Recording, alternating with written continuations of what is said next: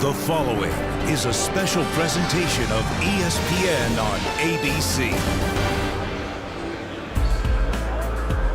There is nothing quite like Indianapolis. The day, the race, the spectacle. Welcome to the 102nd running of the Indianapolis 500, the pre-race show presented by Pennzoil. And for the 54th year, we are on ABC. Hi there, I'm Nicole Briscoe. There are 33 drivers in this field, and over the next several hours, they will write a story. For one, the ending will be career-defining, a little bit like winning a Super Bowl. Aaron Rodgers has done that. He is here today with his girlfriend, Danica Patrick, making the final start of her career. More on that in a minute. Kelly Clarkson's going to sing the national anthem. And Thor, actor Chris Hemsworth. He has an important job. He will wave the green flag today. Some advice he's received on that. And Victor Oladipo of the Indiana Pacers. Fittingly, he will drive the pace car. There is a certain amount of respect given to the Speedway as she comes to life on a race morning, a quiet calm, and then the noise as teams begin their final preparation. Cars are now on the grid, and the drivers, they are making their way to pre-race ceremony, seeing for the first time the crush of fans. For one driver, this place is also his childhood. Ed Carpenter, he grew up in Indianapolis. He attended his first race here when he was 8. He used to actually work at the golf course inside the track too. In fact, he crashed a few of those golf carts along the way. But he has been clean this month, and Dr. Jerry Punch, he was fastest when it counted too. Well, for the third time in his career, Ed, you had the fans standing and screaming with approval as you won the pole here at Indianapolis. And I know you're still searching for that first victory. So today, how do you translate pole day speed to race day results? It's going to be a totally different day. You know, the conditions are going to be very challenging today. You can feel the heat standing out here already. The track temp's probably going to be as high as we've seen all month. So it's going to be a fight for all of us. You know, we're going to all have to manage our car and traffic and whatever circumstances get thrown at us. But, you know, I feel like we're battle tested right now. I feel like the team's prepared, and, you know, hopefully have good pit stops, and we'll do our best to keep it up front. Your fellow drivers have said with this current aero package, it's really important to start up front. So how hard will you push early to stay there? I mean, I think everyone's going to be working hard to get to the front. You know, I think where it's going to get difficult is just not knowing where the yellows are going to fall. You know, if you get a mid-stint yellow, you know, you're going to see the field get split, and it's going to be a tough decision. So hopefully we'll be able to stay at the front, though. Well, it was a week ago today that Ed Carpenter won the pole here at Indianapolis, and it's important to understand that qualifying at Indy here is not just about speed, it's about emotion. The Indianapolis Motor Speedway. On bump day, the drama and tension of setting the 33 who will compete in next Sunday's Indianapolis 500-mile race. Drivers scrambling to be in the 33-car field. So here is James Hinchcliffe. He is tracking as the slowest of the cars. Lap number 4 in the books for Connor Daly. He is 32nd quick for now, bumping James Hinchcliffe from the starting field. Pippa Mann is on the track now, on the outside, looking in. Just doesn't seem to be carrying a lot of speed. So Pippa Mann and company will have to come back and try again. 13 minutes and change left to go. Boy, I can feel the tension just sitting here. He's trying to empty his head of everything. 2016 pole winner. He's having to fight to get the last place on the grid. Very, very, very, very bad vibration. I got a pit. Copy pit. And the track will become available to Pippa Mann. And all James Hinchcliffe can do is sit, listen to his heartbeat, and watch the seconds tick away. James Hinchcliffe is not going to qualify for this year's Indianapolis 500. Well, standing here with James Hinchcliffe, and okay, let's talk about the fact that as hard as it was on bump day, how hard was it the next day when all the other drivers were getting back in their car and you weren't? It's a weird thing. It's weird being at a racetrack and not driving, even if you're not supposed to be in the race. So being at a racetrack and not driving when you really should be in the race is tough. There's no doubt about it. But it was a good kind of, you know, dip your toe in the water of what it's going to be like today. Today's going to be tough. There's no doubt about it. But you know, I'm really proud of this team. I'm proud of my teammates. I'm going to be obviously cheering them on, helping in any way I can. But yeah, it's going to be a tough day for sure. All right, there were efforts to get you into a car after that day, which would have meant you're taking the place of some other driver. How close did that get? Honestly, that was all done so far above me, I don't even know. I told them I really want to be left out of that. Like I said, from the beginning, I was mentally preparing to not be in the race from the minute that gun went off, because that's what I needed to do for me. And I guess there were some discussions. I'm not sure who they were with or how far they got, but ultimately, I think we did what we had to do, and we're going to take our lumps, we're going to put our heads down and go to Detroit and try and win 2 races there. Yeah, different kind of survival for James Hinchcliffe today. And of course, one of the key things is the fact that the Indy 500 isn't just a race. It is the crown jewel of what can only be described as the greatest day in racing. Calling all race fans, gearheads, and speed freaks. Your time has come. Welcome to the fastest day of the year. 3 iconic races, 3 legendary tracks, 1 unbelievable day. Sunrise brings racing royalty to the gilded streets of Monaco. Midday promises 500 miles of immortality if you're first to cross the famed Yard of Bricks. And the day ends with an unbelievable endurance test under the lights in Charlotte. If you love the smell of fuel and the taste of victory milk, you, my friend, are in high-octane heaven.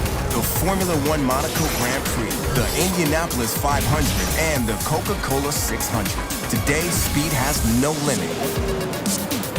The Indianapolis 500 Pre-Race Show, presented by Pennzoil on ABC.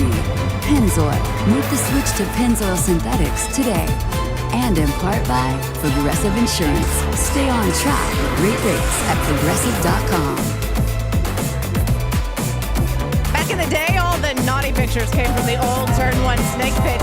They shut it down because there is rowdy and then there is Snake Pit rowdy. I'm not sure it's actually much calmer there today. You still need to be a proper grown-up to be there.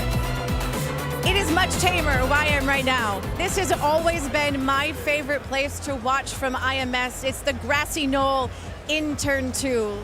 Like, grab a blanket, maybe a beverage, sit down, and when the cars come by, you feel it in your soul. Now, for reference, I'm in Turn 2. In theory, Turn 3 is just right over there, except not really on this day, because on this day, the Indianapolis Motor Speedway actually becomes the second largest city in Indiana. We're talking 300,000 people, the 64th largest city in the U.S. just for this day.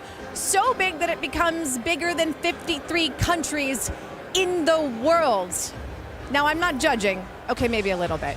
But I think where you choose to watch this race might say a little something about you. In all of my years coming here, I have never been brave enough to go where Marty Smith is right now. Welcome to the Snake Pit, Nicole. It's funny, the Indianapolis 500, an American sporting institution. And somewhere within that portrait of Americana are these wild people. The Snake Pit down in Turn 3. Look, its own tradition. They've been racing Kane in the infield here since the 1920s, and the stories are every bit as epic as A.J. Foyt, Rick Mears, or Al Unser. It is crazy out here. This is the rowdy crowd. Let's head over to the sophisticated bunch and Doc Punch. Not a fan of sitting in race traffic with over 200,000 of your closest friends, but still want to be here early enough to enjoy the energy of this spectacle? Try this, glamping, glamorous camping. This year, 72 tents complete with beds, furniture, electricity, and 15 air-conditioned tiny houses. Prices start about $1,300 for a party of 4 in a tent. The key word there is party. But here's the best part, folks. We're right in the middle of the action. Who's ready to see some drivers? Can you imagine the emotions today for Danica Patrick? She is back at the place that made her a household name. Remember 2005 when she took the world by storm, in the lead late and finished 4th as a rookie behind Dan Weldon? Today she is back for the first time in 7 years, but also for the final time, period, the end.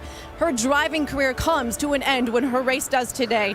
The first woman to win an IndyCar Series race, Japan in 2008. She finished 3rd here back in 2009. Back in 2018 to close the book. Here's Hannah Storm. Can't think of a better place to end than here, where it all began, and it's just come really full circle. Why was it so important to you to end your career here? Good memories, a lot of memories, period, all brought together for one last race. And so it's going to be an emotional race day, but I'm going to try and have as much fun as possible and go out with the best possible finish I can manage. What do you remember the most about being here as a rookie and leading those 19 laps? I just remember feeling so humble because it was easy. Like, it just was. The car was good. It was really fast. Like, I just remember it being easy. And I remember thinking, just stay humble. Like, there's no way it can be this easy all the time. If there's one thing that I've learned about life in general, but especially this track and its history and its life that it has here, is like, don't be too cocky. Look at this! And the crowd is jumping up and down. Look at this, it's absolutely amazing. Danica Patrick has moved out into the front. Danica Patrick is for real, and she leads. Why do you think that what you were able to accomplish here at Indy, why did it resonate so strongly outside of your sport? I mean, that's a great question. I don't really know, other than the fact that there's only a couple things that one, I'm always honest, and so I think people can connect with that. They see that, they feel that. And the trailblazing aspect to what you've done. Yeah, I'm a girl. By the way. Yeah.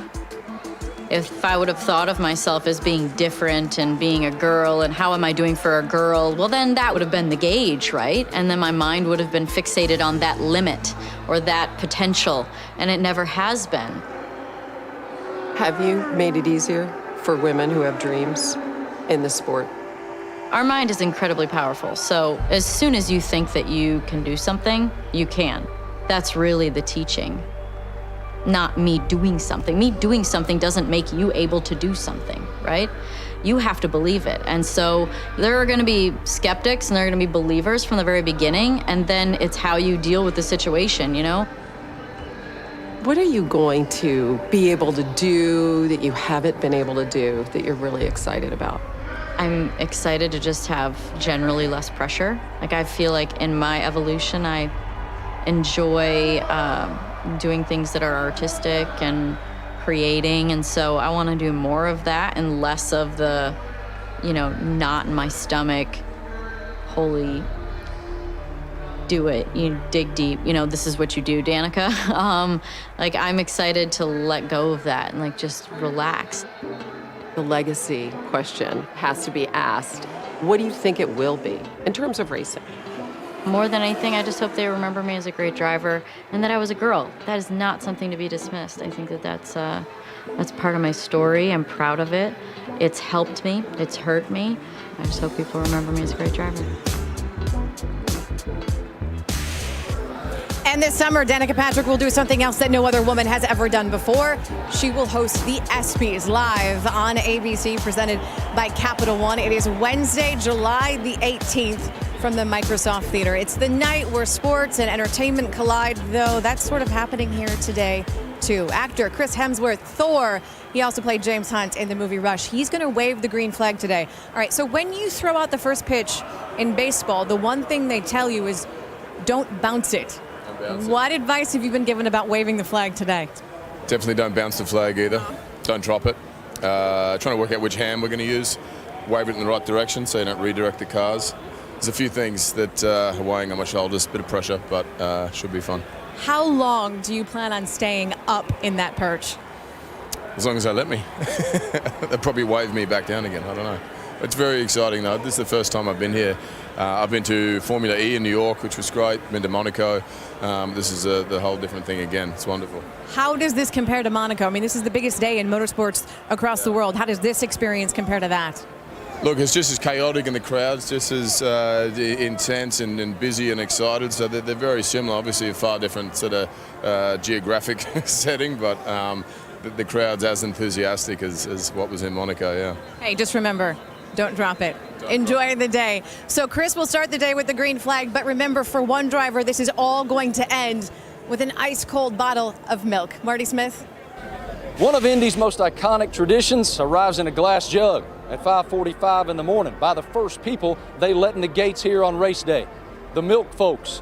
For more than 80 years, nearly every Indy 500 winner has sipped from the glass chalice of tradition and showered his life-changing moment in white droplets of history. It all began in 1936 with Louis Meyer. His mother told him, on a hot day, drink buttermilk. Well, when he won the 500, he was hot, and like any good son, he listened to Mama. What he didn't know is in that moment, he penned history. And don't forsake Meyer's tradition. Ask Emerson Fittipaldi. In 1993, Fittipaldi chose to drink orange juice in Victory Lane to promote some orange groves he owned. They still haven't forgotten him around here.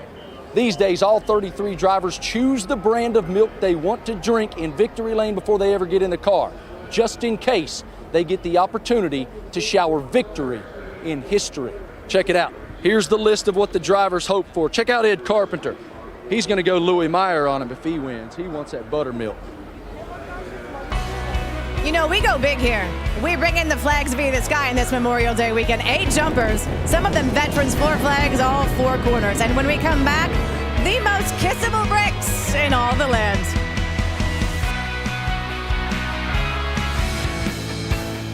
The Indianapolis 500 pre-race show brought to you by United Rentals and their Turns for Troops program. It helps provide cutting-edge medical technology and rehabilitation access to military veterans. Turns for Troops, helping our heroes take their next steps forward one lap at a time. In no other world does the idea of getting down on your hands and knees and putting your mouth to road that's been run over repeatedly sound appealing. Unless, of course, you're in Indianapolis and that piece of road is the yard of bricks, which is also always a tough one to explain to the kids. No, don't eat that food off the floor, but yeah, let's go kiss some bricks. If you win this race once, you are a part of history. If you win it 4 times, you have rewritten history. AJ Foyt, Al Unser, Rick Mears, the only 4-time winners of this race, but we could add to that list today, Jan Beekes. Yes, we could, and of course that would be Helio Castroneves, who just saw that graphic of the 4-time winners. Last year, he was within 0.2 of a second of pulling that off, but the cars have changed a lot since then. How do you rate your chances today? Yeah, no, I like it very much. Shell Pennzoil machine looks strong. Definitely, as you can see, the weather is really, really hot. Something that the entire week that everybody's been practicing, it's a little bit different. So a lot of people, not only myself, but a lot of people started relearning the car during those conditions. But we feel that we have enough tools in the car to make that happen. So I'm excited. Let's get going. Okay, so just quickly, is there anything to the fact you're not running the whole series in IndyCar? Does that in some way make you more laser focused on today? Well, I feel that we have nothing to lose at this point. We're not thinking about points. We're not thinking about championship. We're just thinking about that big one, and we're going to make it happen. And of course, Helio will be easy to spot again this year in the Pennzoil colors, driving what he calls the Yellow Submarine, Nicole. Well, Roger Penske collected his 200th IndyCar Series win with Will Power's win at the Indy Grand Prix just a couple of weeks ago. There have been 15 Penske IndyCar championships, but that big number when you drive for Roger Penske is 16. 16 wins at the Indianapolis Motor Speedway.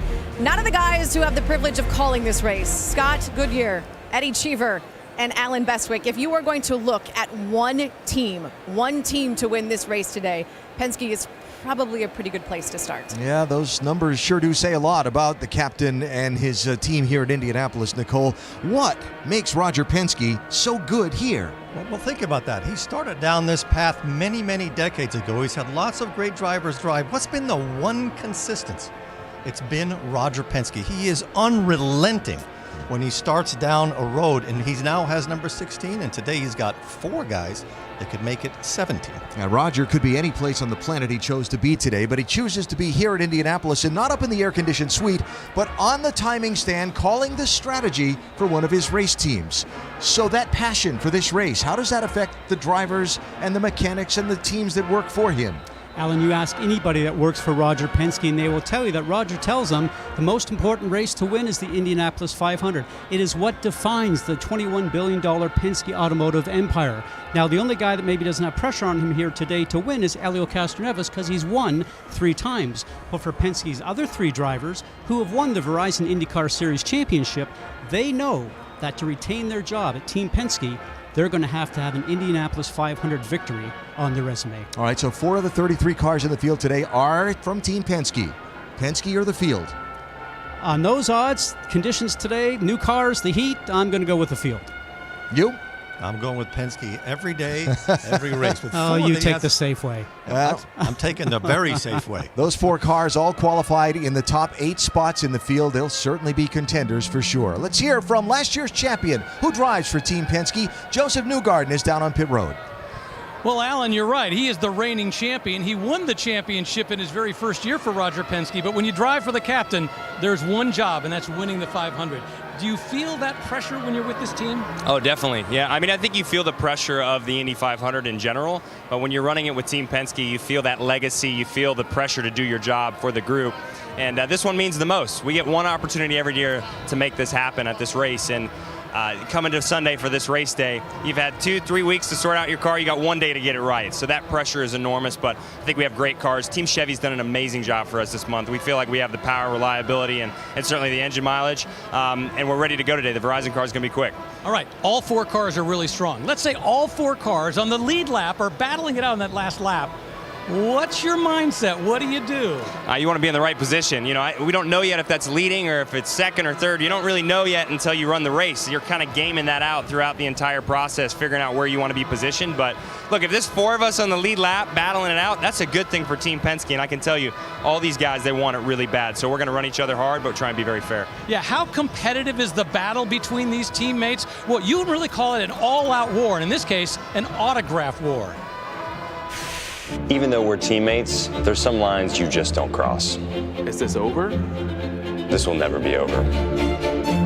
It really started when I signed the IndyCar at the Indianapolis airport. When I took it to the next level, I'm signing a real race car. Simon is so easy to bait. It's like taking the pole position from a baby. Hey, Simon, that's a super cute signature. Check out this one. I know if I push him a little bit, and that's what's fun. Dear King Joseph, since I see that you've already signed your own helmet. You know, the helmet, that really hurt. That hit really close to home with me.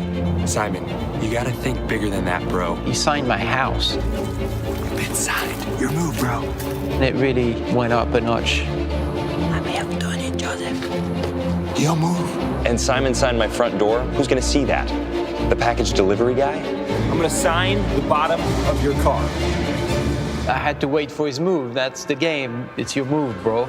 So, Joseph, you do know where I am right now. I signed. Your move, bro. What kind of guy signs another guy's shoes? I'm like a fox terrier, man. I never give up. Did you retaliate? I think he's getting a little fed up with it. I'm not. Whatever. You know, April 15th, that was a particularly difficult day. The next level was when I signed his mom. That really, I think that made him upset in a way. I'm with Joseph's mom. Check this out. I thought we agreed not to speak about that. You know, I was struggling to process it. Hi, Joseph's mom. Maybe anger, betrayal, but really just determination. It's your move, bro! Yep, that's the deadly weapon right there. And you drive by and all you can see is my signature on his banner. It's your move, bro. You know, at this point, I thought I just needed to do something nice, like get his motor coach detailed. Did you really? Oh, I did it. I don't know about this, son. Get started. Are we getting pulled over? Just make a legal U-turn down there. Oh, what's up? Oh, my God! It's your move, bro. When will this challenge end? Well, I'm guessing with me taking the final checker flag. Oh, yes. It's your move, bro. Your move, bro. Welcome back to the Indianapolis Motor Speedway, the pre-race show presented by Pennzoil. Can you imagine Tom Brady winning the Super Bowl one season and then in the off-season switching teams and trying to come back the very next year to win it again, but with a different team? That's Takuma Sato. He won the Indy 500 last year with Andretti Autosport. He's back this year, but with Rahal Letterman Lanigan racing. You would think that would make him different. The chaos here is contagious. The Indy 500 is about precision, measured in microseconds and razor-thin margins. Little Al wins by just a few tenths of a second. But into this order, some chaos must come.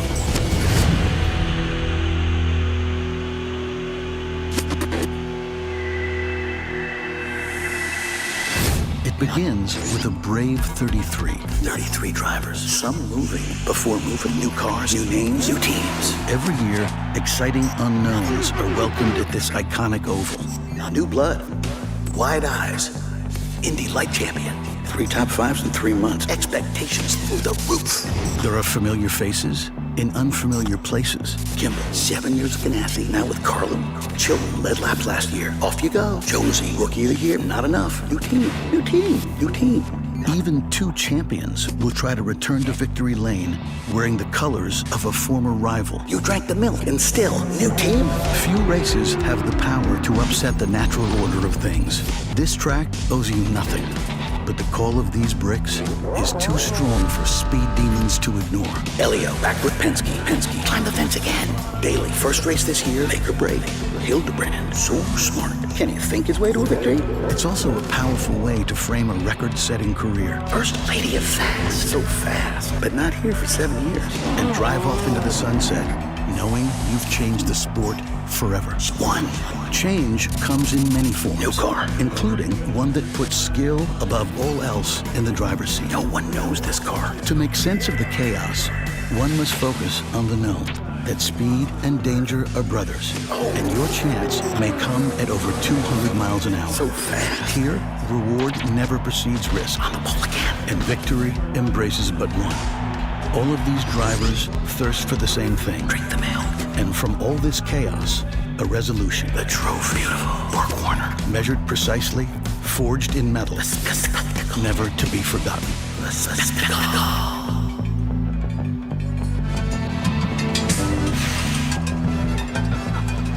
35 drivers tried, but only 33 get the honor of crossing this very stage today.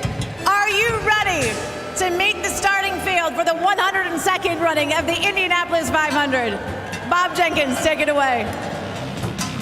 Thank you, Nicole. Here we go. Starting in 33rd position, driving the number 17 car in his 5th Indy 500 appearance, Connor Daly.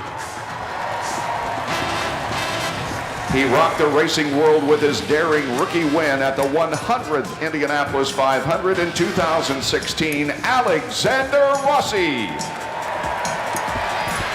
And starting in his 2nd Indy 500 from Bassington, England, Jack Harvey.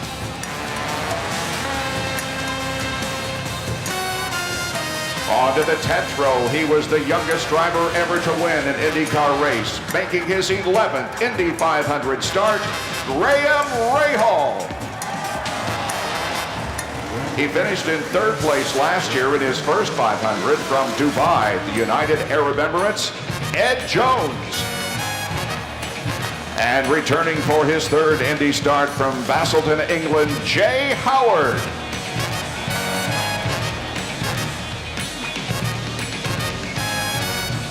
And now row 9. His 2nd place finish earned him Rookie of the Year honors in 2011, J.R. Hildebrand. Starting in his 10th Indy 500 in 26th position from Catalonia, Spain, Oriol Servia. Competing in his 2nd Indy 500, driving for Andretti Autosport in the number 26 car, Zach Beach.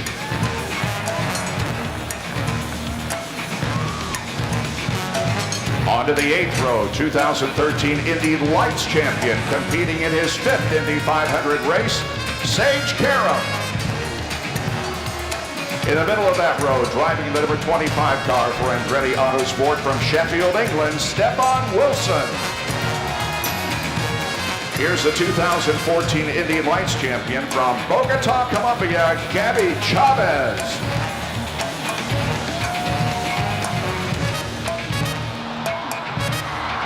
In row 7, 2013 Indy 500 Rookie of the Year and 2-time runner-up. Starting in his 6th Indianapolis 500, also from Bogota, Colombia, Carlos Munoz. He finished 4th in last year's running of the Indy 500 from Regatta, England, Max Chilton. And competing in his 4th Indy 500 from Melbourne, Australia, James Davison.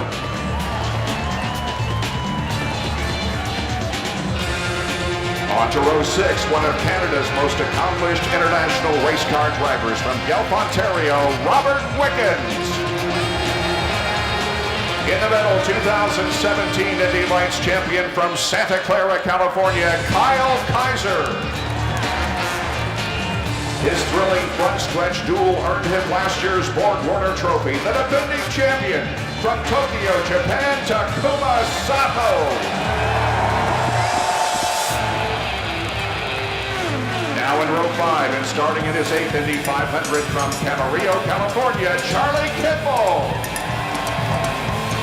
He's the most successful active American driver in open wheel racing. Winner of the 2012 Horizon IndyCar Series and 2014 Indy 500, Ryan Hunter-Reay. And starting in his first Indy 500 from Montreal, Quebec, Canada, Zachary Clayman DeMello.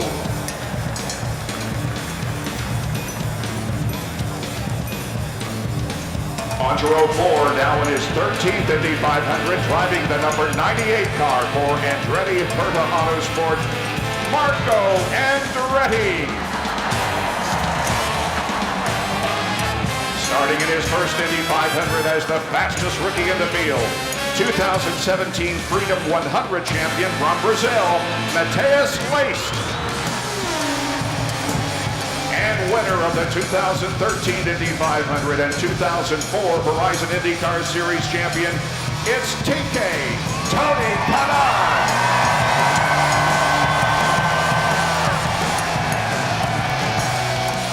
Starting row 3, he ranks 4th in all-time IndyCar Series wins. It's a 4-time Horizon IndyCar Series champion and winner of the 2008 Indianapolis 500 from Auckland, New Zealand, Scott Dixon. 3-time Indy 500 champion in 2001, 2002, and 2009 from Sao Paulo, Brazil. Here comes the Spider-Man, Helio Castroneves. And starting her 8th career Indy 500 in 7th position, returning for her first Indy 500 since 2011, and retiring from racing at the conclusion of today's event, Danica Patrick.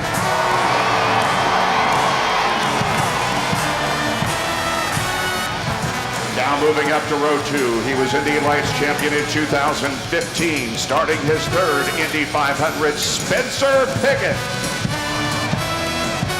In the middle, the only IndyCar driver to win 4 consecutive championships from Le Mans, France, Sebastian Bourdais. And in 4th position, 2017 Verizon IndyCar champion and the current 2018 Series points leader, Joseph Newgarden.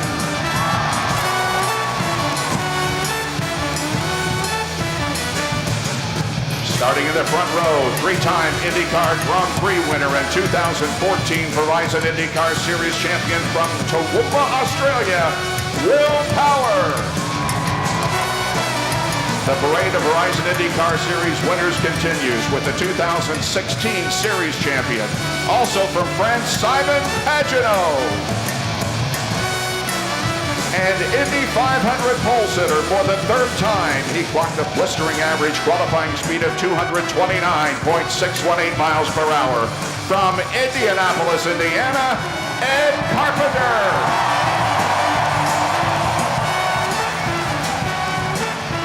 There they are, fans, the starting field for today's Indianapolis 500. And now they all get to relax, take a break, sit down, take that iconic photo. You know what? I bet someone might actually tweet a picture of that. And maybe someone might get some love from the fans on the other end, and then again, maybe not. And that's okay, because I think it would actually be boring if we did all just get along. So, race fans, once again, have a round of applause. The field. Ryan Hunter-Reay is more boring than Ed Carpenter, which is saying something. I don't think the end of that 14 race was very boring. Tony Kanaan has his own area code. Yes, it's 305, Miami area code. It has a beach and an unknown island. There's no point in having a sexy party if Simon Pagenaud won't be a part of it. Totally agree. Have you seen my hip moves? Joseph Newgarden, superstar. He's the perfect guy to be the face of your series. Handsome, likable, hilarious, great with media, brilliant. He needs to just come with me everywhere and be my hype man. Robert Wickens looks like he would be on a local Remax billboard. Some endorsements maybe? Remax? Hit me up. Tony Kanaan looks more like a wrestler than a racer. He's got an uneven ears, a big nose, and a thick neck. It's racing. I don't have to be pretty. I just have to be fast. I bet that Ryan Hunter-Reay drinks skim milk too. Hashtag Indy 500. Gotta love the fans, man. But I have drinking the milk, so. Simon Pagenaud to me is like Jean Girard of Talladega Nights. I really want him to lose. Well, that's nice. Don't hate like that. Jeez. Robert Wickens sounds incredibly Canadian. No doubt about it, eh? Tony Kanaan, nice try. We all know you're really Vin Diesel using a fake accent to try to fool all of us. Yeah. I love how all these people are suddenly in love with IndyCar because Joseph Newgarden is attractive. That's great reasoning. There's a second part of this tweet and it says, for the love of God, Joseph Newgarden is not that attractive. I agree. That's really funny, actually. Big. I seriously dislike Simon Pagenaud. Such a tool. Wow, what kind of tool? A hammer? A screwdriver? Hey, can't be loved by everybody, but I like you. It's going to be potentially the hottest Indy 500 on record, a balmy 90-plus degrees. What you see right now, that's the other race that no one talks about today. The drivers drinking their fluids and making one last potty stop in case Mother Nature calls. There are 33 drivers and just two bathrooms. Now, when my husband was in this race, this was the part that I would always get very, very nervous, jittery. Becky Gordon, joined by her beautiful family, and Ryan Hunter-Reay. We actually don't care about you in this moment. How are you feeling right now? I'm feeling good. I'm ready for it to get started. Nerves of steel, this woman, nerves of steel. It's about to get very real. Good luck. Beautiful family. Thank you. It's so good to see you. We'll be back to the Indianapolis Motor Speedway in just a few minutes. We're live here on ABC. How's the old saying go? If these walls could talk? At the Indianapolis Motor Speedway, these walls, they do talk. This is ABC's Wide World of Sports. This may be the day that a revolution is completely and successfully concluded. For more than a century, they have framed history. And for the last 53 years, our cameras have captured that history. Every May, every corner of this place speaks to us, vibrating with the echoes and images of what they have absorbed. Sights and sounds have flickered to life in your living room. I'm Jim McKay speaking to you from one of the most exciting spots at one of the most exciting moments in all the wide world of sports. A.J. Foyt is going to make motor racing history, the first man ever to win this great race 4 times. The rumbling of roadsters, the whoosh of a turbine, the scream of the turbochargers. You are looking live at the Indianapolis Motor Speedway. The voices of the men and women charged with covering history. Mario Andretti in the bright red number 2, A.J. Foyt in second, Bobby Unser third. In one car, Indianapolis history, a woman driver, Janet Guthrie. This proving ground of automotive innovation, this coronation ground for heroes. From A.J. and J.R. to Rick and Elliott, Unser, Andretti, Rahal. Their families have become a part of our family. We have celebrated with them. We have wept with them. He hits the wall coming out of 4. Will he have enough to cross the yard of bricks? Sometimes all at once. Dan Weldon is going to win the race. Indy is that rarest of high holy grounds, the kind that can so ruthlessly rip out your heart.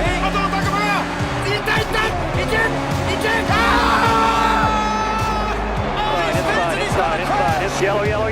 Yet still lure you back for more. That's why so many have returned over the decades. Most of their identities lost to time. Checkered flag is in the air. Only that chosen, timeless few have had their faces forever frozen in a silver-plated joy. The barrier between standing among the legends or vanishing among the lost is as thin as an eye blink. He looks for a place to come by. That was the most fabulous finish I've ever seen. You just don't know what Indy means.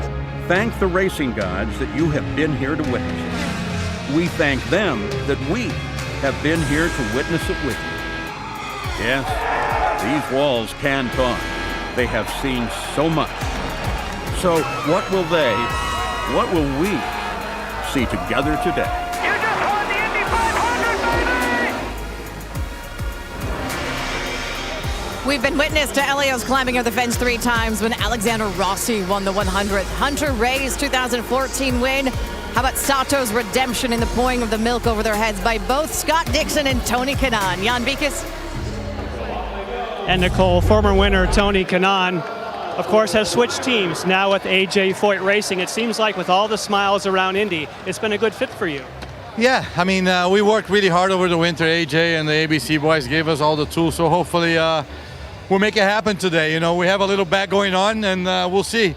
The bet will be, if I win this race, AJ's got to kiss me before the princess. Wow, when you won here in 2013, don't know how to react to the old kiss situation, but when you won in 2013, it was 68 degrees, you never changed the car the whole day. You said in these temperatures, it's going to be a different game today. Extremely concerning. I think everybody's not comfortable and everybody's worried. I talked to the guys in the green room. There's the 33 guys, we don't know what to do, we don't know what's going to happen. We haven't been in these conditions ever the entire month. This is the hottest 500 since 1937, so we're going to earn our money today. All right, and Nicole, of course, he's known as the Iron Man. It's a perfect day to have triathlon experience on this warm day. Kisses, Nick. Chevrolet Silverados lead the way for the ceremonial military lap. Chevy and its dealers proudly support all of those who serve. For more information, go to ChevySalutes.com. When we come back, Indy is speed, Indy is the milk, but it's also about the pomp and circumstance of a day unlike any other in sports. We have that for you live next on ABC. Andretti Autosport has won this race 3 out of the last 4 years, but no driver named Andretti since 1969. Marco starts 12th. We are getting close to firing these engines. Let's head trackside. Dave Calabro. Ladies and gentlemen, please rise and remove your hats for the presentation of the colors and invocation.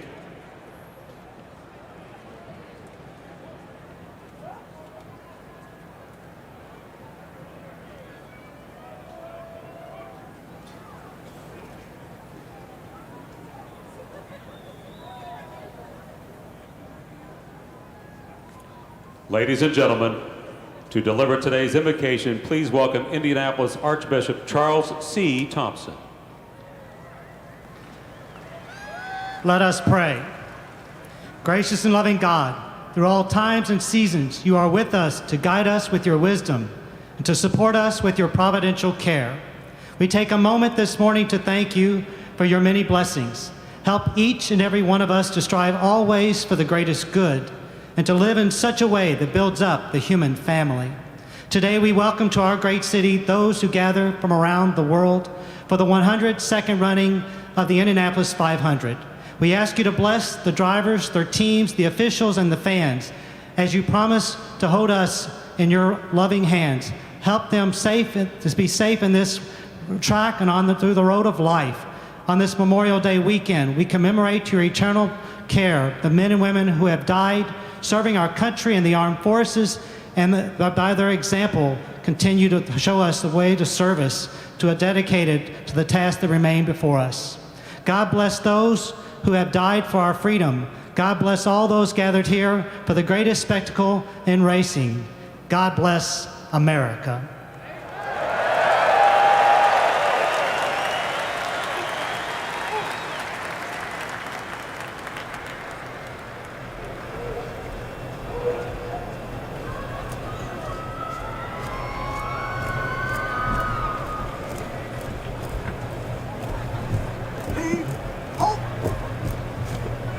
Order! Hold! Right! Hey! Stand by! Ready! Ready! Aim! Pop! Ready! Aim! Pop! Ready! Aim! Pop! Ready! Preset! Or!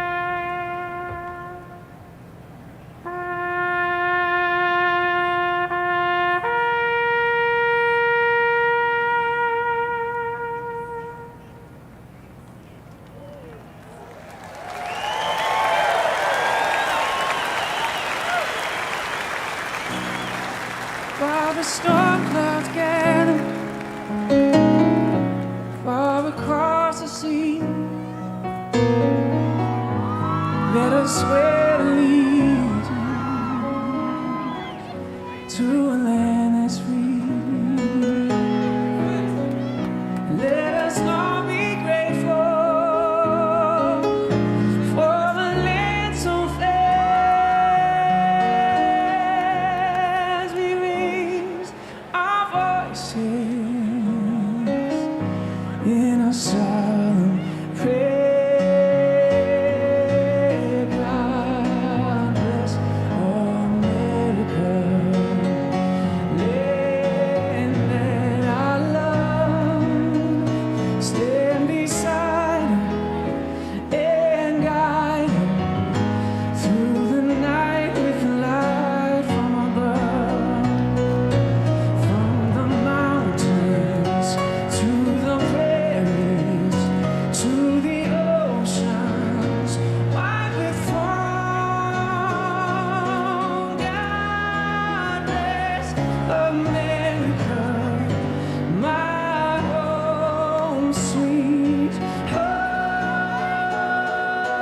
God bless America, my home sweet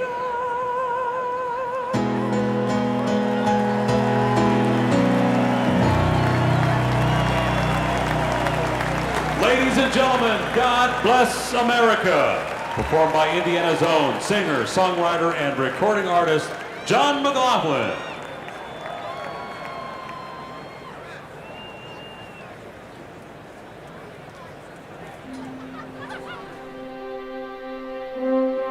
Memorial Day tends to remind us what we have: family and friends and fellowship and fun. But its greatest impact and true importance lies in what we don't have: the men and women who died to give us this life. Think about that. They literally gave their lives to preserve our most valuable asset: freedom. We spend this day celebrating however we please. Never ever forget it or forsake it. We live in the greatest nation on earth, and the men and women of the United States Armed Forces who died fighting for us are the reason why.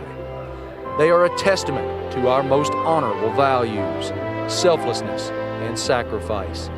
Be thy brother's keeper, no matter the cost. For more than a century, the Indianapolis 500 has provided an international stage to say thank you for that ultimate sacrifice. To always remind us that freedom is very costly. The Indy 500 is a day to celebrate tradition and history and family and fast cars. But it's also a day to remember why you can.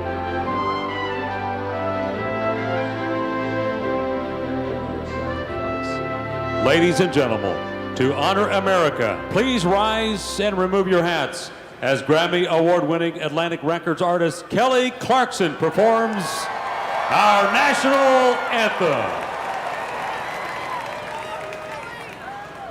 Oh, say, can you see by the dawn's early light what so proudly we hailed at the twilight's last gleaming, whose broad stripes and bright stars through the perilous fight o'er the ramparts we watched were so gallantly streaming, and the rockets rock along, the bombs bursting in air gave proof through the night that our flag was still there.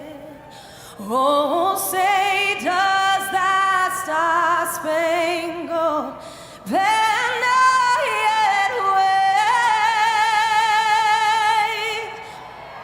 o'er the land of the free and the home of the brave?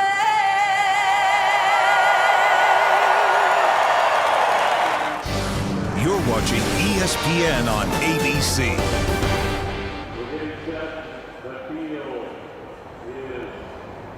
500 miles. A daunting terrestrial journey, no matter where you are. Back home in Indiana lies an enormously famous 500 miles, the Indy 500. The spectacle to end all spectacles. The race all other races wish they could be. And while every mile of this American thrill ride has been run on this oval, this race lives everywhere. All you need is someone with a little speed in their soul.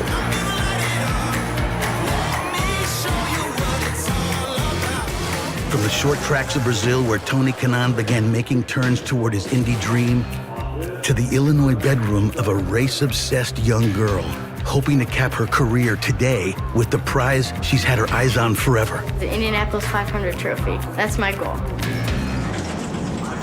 It is the ride of a lifetime, using mechanical beasts that meld art and science so drivers can experience calamity like this.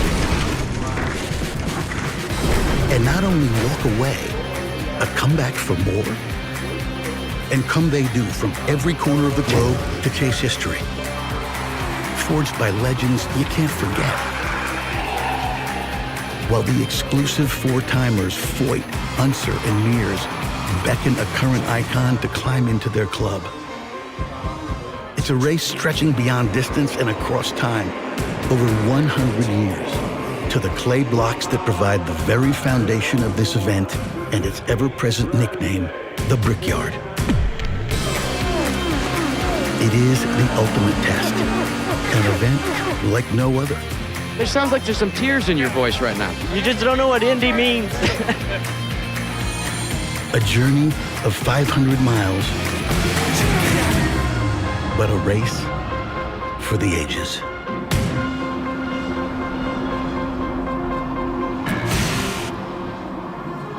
Welcome to the 102nd running of the Indianapolis 500, telecast presented by Firestone. Tonight on ESPN, it's SportsCenter with Scott Van Pelt. He'll have complete coverage from all that goes down here today in the race, as well as my Sunday conversation with the winner. It's SportsCenter tonight with SVP following Game 7 between the Cavs and the Celtics. Scott Goodyear, Eddie Cheever, and Alan Bestwick. They are the men, the voice behind this race. I don't know if you know this. It's getting a little warm down here on the grid. I, for one, actually hope it stays that way. It's going to be just one element to what will be a very fascinating day on the racetrack, Nicole. Thank you. Scott, let's start with this new for 2018 generation of an IndyCar, designed to have less downforce pressing the car to the track. What does it mean for the drivers in the race? Well, I'll tell you, the drivers in the race today, Alan wished that this was probably not the year that they brought this new car, because the temperature is going to make this car very difficult to drive. We heard that from Tony Kanaan earlier. The car is going to have less grip to the road. It's almost like you're driving along on a pavement on a road, and all of a sudden you end up on gravel. Your car doesn't have as much grip. That's what these guys are going to be experiencing today, over 500 miles. The performance, the consistency is what these guys are going to be chasing. Listen for them screaming in their radio to the teams, I need some changes. The car's not handling. And we've all done this, Eddie. You and I have talked about this before. We've raced in 70, 80 degree temperature. 90 we've never experienced. I'm glad I'm in here and not out there this year. And not to mention there's air conditioning in here. Yeah. Eddie, the temperature, you heard Tony Kanaan say it a little bit earlier. How difficult a race will this be on the drivers with the temperature this warm? Well, it's difficult when you start a race with a car that you're not that used to. But what you've done now is you've thrown a wrench in the system, because there's even less grip than there was before. If we remember all the races we've seen this year, this new car, it's been very exciting, but it's been at slower circuits. We are now at the Indianapolis Motor Speedway, and you are never underneath 215 miles an hour. And when you make a mistake here, it can get really ugly really quickly. Well, the bottom line on today's race is unpredictability. No one is exactly sure how it's going to unfold behind the wheel. It'll be fascinating for us to watch and find out. So a race so much built on tradition. You've heard some of them discussed earlier. A swig of milk, a kiss of a brick.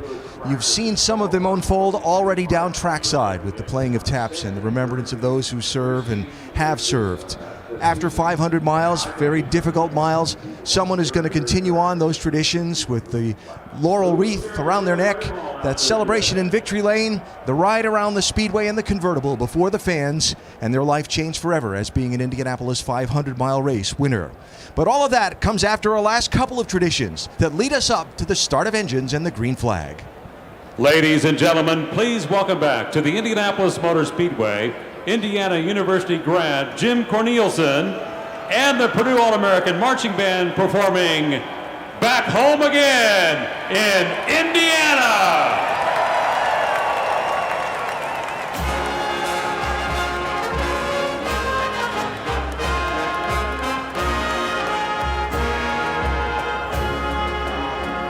Back home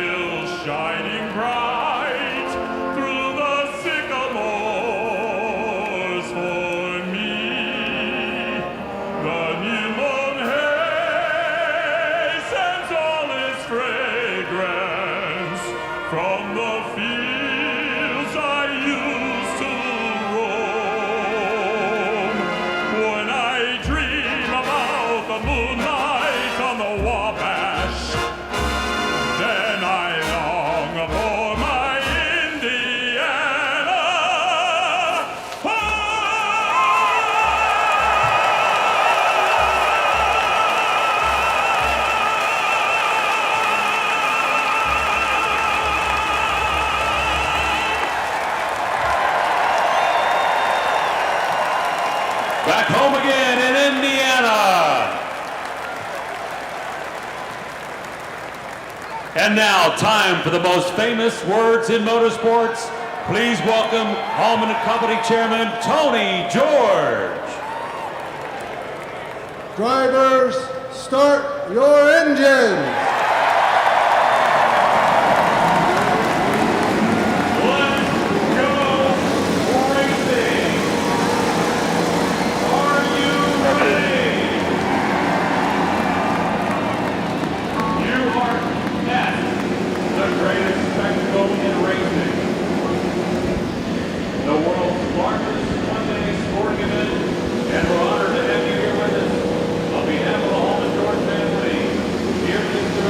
What's this moment like for driving? Just think about what you have to do. Yeah, it was always a time that you had to turn around and have the opportunity to really make sure that you made the right decision going into turn one. We've been out of the car for a couple of days, rushing into turn one at 200 miles an hour with 32 other cars, 3 wide. The only place in the world where we have a 3 wide start. No room for error going into turn one today. But you are on automatic. You cannot program anything for those first 2 laps. You see them clearing away the last of the pre-race staging, and then the cars will roll away. Will everyone get away? It seems like every year there's one car that doesn't get away from the grid cleanly. Showed you the starting lineup in the driver introductions earlier, but by way of review, here it comes across the top of your screen. The 11 rows of 3, headed by pole sitter Ed Carpenter as the field screams away.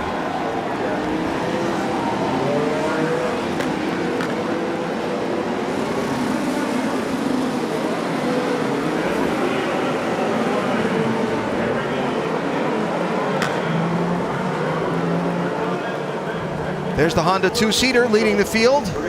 Mario Andretti, the 1969 winner, behind the wheel. Riding in the back seat, musician, actor, producer Nick Cannon, getting the thrill of his life. For more Honda racing content, go to hondaracing.com.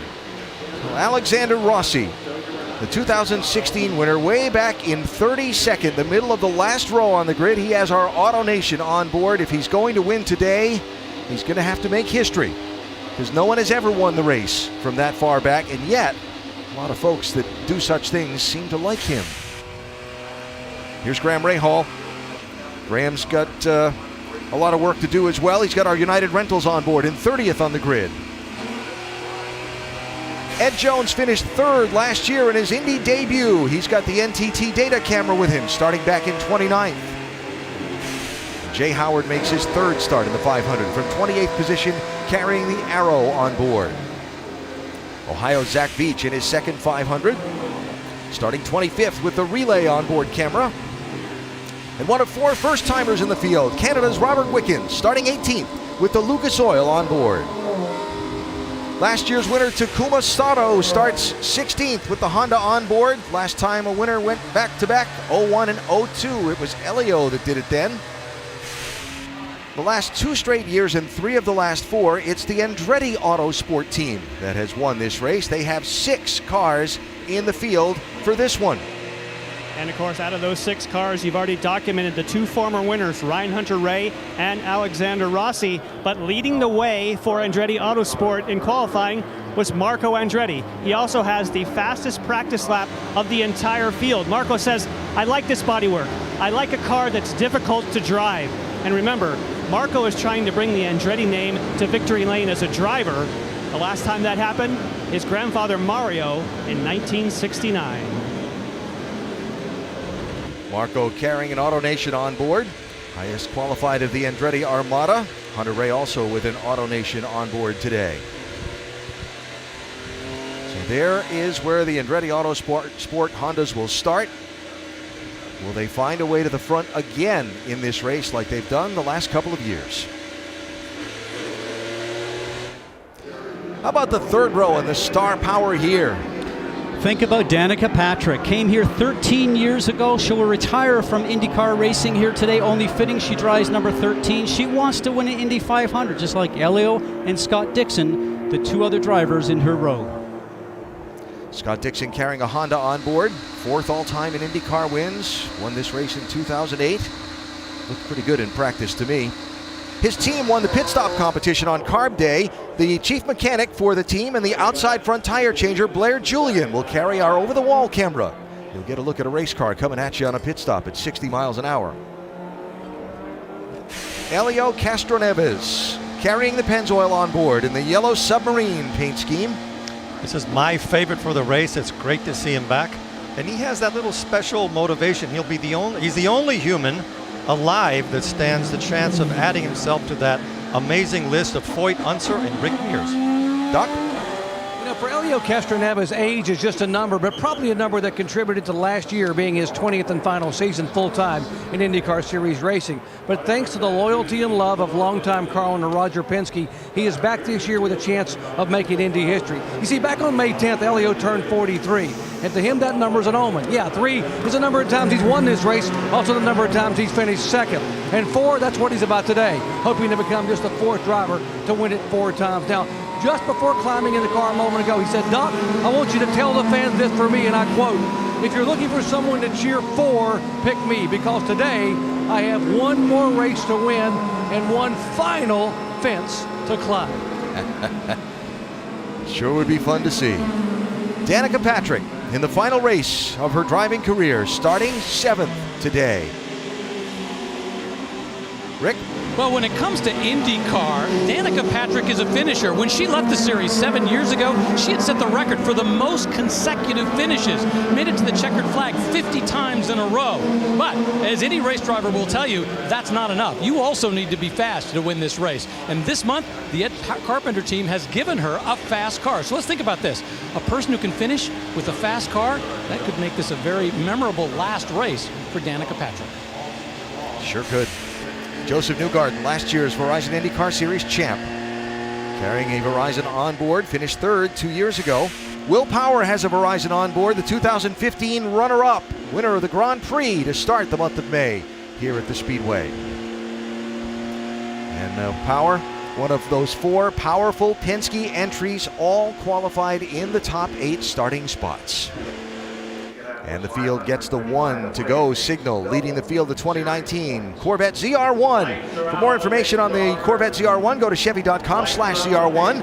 Victor Oladipo of the Indiana Pacers, driving, certainly endeared himself to the locals around here with his leadership and his play for the Pacers this season. Doing a nice job out in front of the field. Our track facts now presented by Firestone. 200 laps around the 2.5-mile track to make up the 500-mile distance. And the pit strategy, because of this new car and the heat, and the tire wear and so on is a variable factor on the day. We'll talk about that as the race gets going. Spanish version of the race presented by ESPN Deportes. You can access it by using the SAP function on your remote control. And with that, we're half a lap away from the start. You met Chris Hemsworth earlier from Marvel's Avengers series, played James Hunt in the movie Rush. He's ready, green flag in hand. And he will wave it over the field of 33 when they come around 2 final corners. Some 300,000 here on a steaming hot day for the 102nd running of the Indianapolis 500-mile race. How's it going to play out, and who's going to win it? Time to start finding out.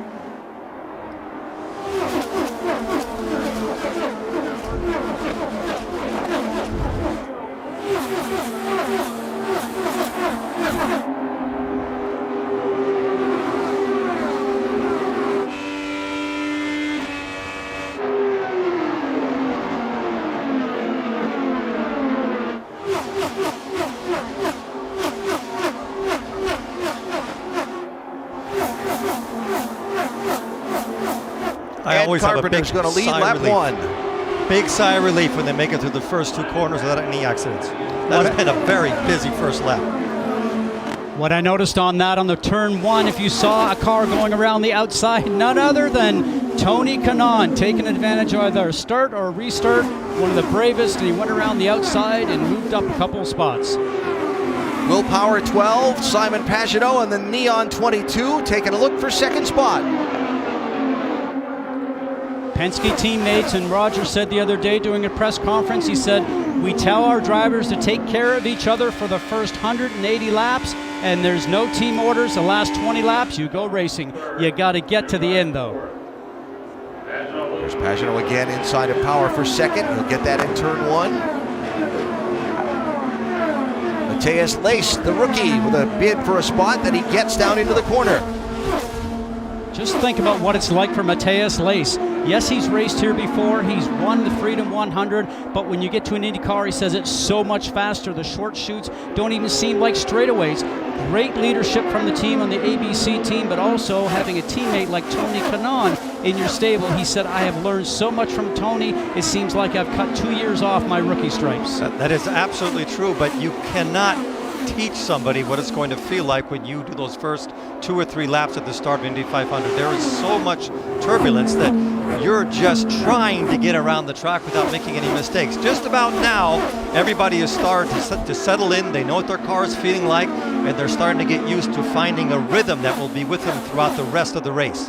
Helio Castroneves driving the 3 for Team Penske, sitting in 8th position, looking for that 4th 500 victory.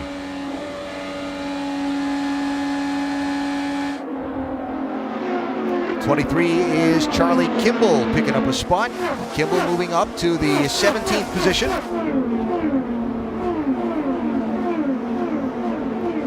Here's what a lot of the drivers were saying after the carb day practice when it was hot out, and really the first time they've gotten to run this 2018 chassis style in the hot temperatures. They said it's going to be an opportunistic race. It's going to be a very technical race, a tactical race. They said on the start, when you got fresh tires, you're going to have to go as hard as you can. You're going to have to try and get as many positions as you can, because as you get more laps on the tires and as the heat builds through the day, the handling is going to be difficult to manage, and you might have to just dial the fuel back and ride for a little bit and preserve track position and save some things. Actually, when you say save some things, you talk about dialing the fuel back. They have a knob on their steering wheel that they can trim the fuel back, almost like you would do it on an airplane. So instead of running 100% fuel, they can slot back to maybe 98, 95% and get better fuel mileage, maybe make an extra lap on every run that they are out there on the racetrack. But the limiting factor, because of the heat, as you mentioned, Alan, right now, all the drivers are on uncharted territory because the tire wear, and they think think that the tires might start to go off somewhere around lap 15 or 20, and you can go 30, maybe 32 on a fuel load. It's not that they're going to wear through the tires, but they're going to give up enough grip that it's going to make it really tricky in these conditions. So we're underway with a clean start to the Indy 500. The last couple of years, we've run almost a quarter of the race before we've gotten the first yellow. We'll see if that's what happens today. Green start to the Indianapolis 500. Ed Carpenter has led every lap from pole position. Simon Pagenaud, Will Power, Joseph Newgarden, Sebastian Bourdais are the top 5. Talked about some of the pit tactics and the tactical race we might see today. Jan Beekes can add more on that. Yes, and if you look at the pit windows as far as when you would stop on track, on the left-hand side, you can see you can make one less pit stop if you saved a little bit of fuel like Scott Goodyear was talking about. However, if you want to have your strategy for the day to have fresh Firestones throughout the race, you could stop earlier. You have one more stop in your future, but why are we looking at this now? Well, it may only be lap 12 at the moment, but we'll see these cars and teams play their hand. If they stop between 20 and 30, we know they're looking after tires. If they stop after that, up to lap 33, even 34, we know they're on a fuel stave strategy. I think today we're going to see a little of each, Doc. Hey guys, Ed Carpenter knows that if the car stays up front, that's where the clean air is. The car handles best. Here's the downside. They told him, by being up front, you're going to burn a lot of extra fuel, probably lose us a lap, maybe 2 laps, having to pit shorter than everyone else. They have just told Ed Carpenter the guys behind him are probably being really smart and saving some fuel. So now you got to start thinking about that, Ed. We're up front. We want to stay there for clean air, but you got to really watch the fuel. You may start trimming it back. Hey, think about it. The object is to cover the 500 miles in the shortest amount of time. The more time you're sitting still getting refueled, that's adding to the equation. These engineers and strategists on the timing stands are going to have their work cut out for them today. We only really know how much more fuel Ed Carpenter is running after this first stop, because I don't think the cars are close enough in the tow to have that big of a gain, because Pagenaud is really not closing the gap as they would have done in the past. Was really going to be tricky. As for tire degradation, we don't see any lack of performance at all. They seem to just keeping the same pace. Ed is definitely in control of this race right now, because you would have thought that Pagenaud would have tried to get closer to see how his car would handle, and he hasn't. So looking at some people that have moved up and dropped back off the start, Danica Patrick has slipped back 5 positions from her grid spot of 7th. She's back in 12th, Rick. Yeah, and she's already come on the radio and talked about the fact that the car is getting understeer. In fact, we're hearing that from a lot of the drivers who are radioing back to their team saying that they're getting understeer. And they've already talked about the fact that in this next pit stop, they're potentially looking at doing a wing adjustment on the front end of the car to try to counteract that. So understeer, it's not steering hard enough when you go into the turn. Imagine you're on ice and you're turning that left turn, and instead you're skating out towards the wall. That's not what a driver wants. Yeah, Rick, and we're also seeing on the telemetry and listening as we're on board with Danica how much she had to lift off the throttle to go through the corner in turns 3 and 4. Let's see it again.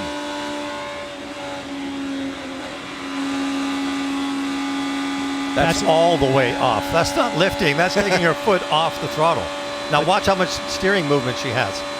That means it's a very nervous race car anytime you're jostling with the steering wheel like that. But let's not forget also we had rain in the overnight, washed some of the rubber off the racetrack. This racetrack is different than the last time they drove on the final practice on Friday. What really shocks me about her lifting is she has clean air in front of her. There aren't any cars in front of her, so she doesn't have to go through turbulent air. If she gets up somebody else's gearbox, it'll be much worse. Zach Veach and Max Chilton have slipped back 6 and 7 spots, respectively, in these opening laps. Now, here's the big mover in the early laps. This is Graham Rahal. Rahal, who started all the way back in 30th position. He's picked up 7 spots now, and he's running in 23rd. Watch him at the start of the race here. Getting a draft with 2 cars in front, wisely chooses the high line. Now he's a spotter. You can hear that spotter on his radio, standing right up there on the right-hand side in turn 3, high above, can see exactly what's going on. Radios to the drivers to tell them whether they are clear and lets them know where the safe portion is on the racetrack. Rick? Well, inside the cars, they have what they call tools. The ability to change some of the suspension settings. Not a lot, but they can do them.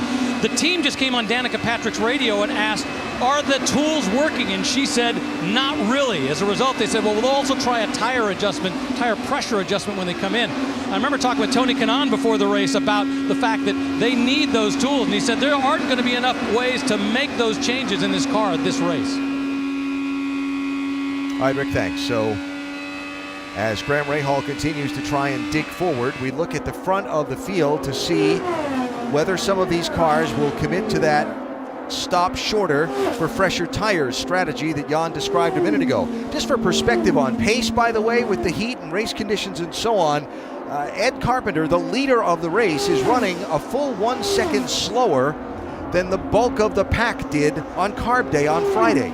I think that's because of the heat, but what's very impressive with Ed Carpenter, his times are extremely consistent. When your tires fall off, you start to see a variation in your speed. Some laps will be quicker, but they tend to always keep dropping off. He is in complete control of this race right now. So who commits to the earlier stops? Who stays out till the full load of fuel is burned up? We'll find out in these next 10 minutes or so at the Indianapolis 500. The Indianapolis 500, telecast presented by Firestone. We've already burned through 50 miles, a little better than that. Clear so far, no caution flags, and Ed Carpenter leading all of the laps from his pole position after he got the jump on the initial start. Will Power is running in third position. A look from his onboard camera and a reminder to download IndyCar Mobile to access exclusive live in-car cameras, hear driver and pit crew chatter and more, only on Verizon. We've got a little radio for you here. Fuel 95 or 118 for 5 stops, all green. Not telling you to go for those, just keep in touch with these guys. Just information there. That might as well have been Chinese for us, because I have no idea what those numbers meant, but it definitely was a fuel discussion and strategy. So he has a number that he has to reach. Well, they will never even when you ask the teams, what they explain on the radio to the drivers is a code. And so that driver will go along and turn around and make the selection on the knob of the steering wheel to exactly where the teams tell them, saving a little bit of fuel. Now, we have to remember that all these cars have real-time telemetry, so everything that's going on in these cars, almost 100 map channels, gets beamed back to the pit lane to all the engineers sitting on pit lane so they can see in their computers exactly what's going on with the car. One of them, obviously, is fuel mileage, along with tire pressure, and amongst other things, they'll come up with a strategy for the race itself for their driver. Dip back into the field a little bit. 19 is Zachary Clayman DeMello, one of the rookie drivers in the field, followed by 6, Robert Wickens. There's Clayman DeMello out of Montreal. Was not supposed to be in this race. That was supposed to be Pietro Fittipaldi, the grandson of the two-time winner. But Fittipaldi injured in a sports car racing crash over at Spa-Francorchamps. I talked to him in the Gasoline Alley area yesterday. He had surgery. He's here. He's moving around. His rehab's going well. He expects to be back in the IndyCar series by the Mid-Ohio race this summer, which would be a terrific recovery from what was an awful crash. There's Wickens, there's Munoz, Carlos Munoz. The biggest difference I've noticed from the last 4 years is the cars cannot get as close in the corners as they had done in the past. And because of that, it's very difficult to draft past anybody because you're not accelerating off the corner faster than the car that's in front of you. So this is going to play a lot into how this race ends. And I think you're exactly right. And I think the other thing that we're seeing right now, I mentioned that it rained in the overnight, took some of the rubber off the racetrack.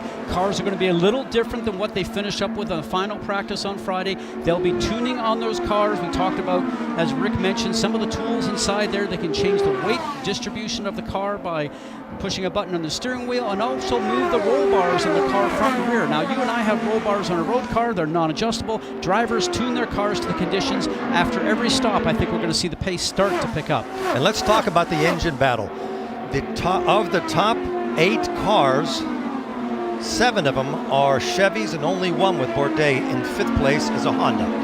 Graham Rahal picking up another spot. And I'm not so sure James Davison did not have a problem up there in turn 3 or 4. He looked very slow off the pace, maybe got some dirty air from the car in front and ended up going up the road. These cars, they have that understeer, and you can see this is not where you want. This is not where you want to get off the throttle. You're right. He absolutely had something. What was all that about? What's up with Davison's car?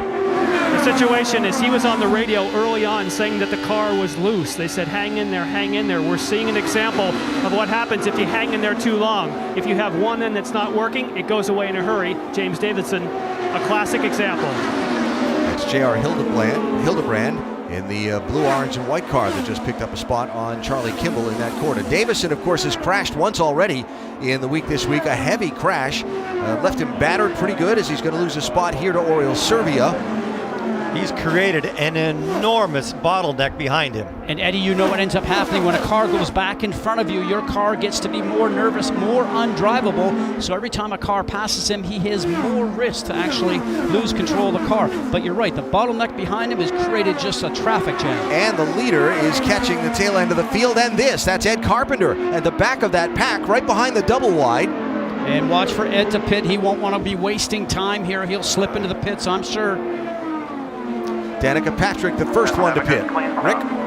Yeah, early on, Jan was talking about the question, do you go for fuel or do you go for tires? Well, in this case, it's tires and the concern about the balance of the car. They were concerned about that.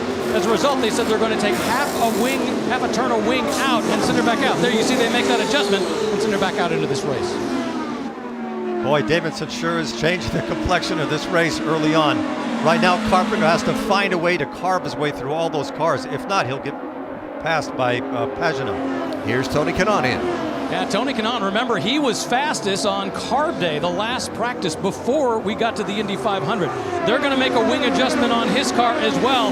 Hasn't been saying an awful lot about the car in terms of its condition, other than it's time to make a minor change. Nice clean stop. And Rick mentioned that wing change. Tony Kanaan was probably complaining about understeer where the front doesn't react. A wing change will take care of that. Here come the leaders to pit road. Simon Pagenaud, Ed Carpenter, both in.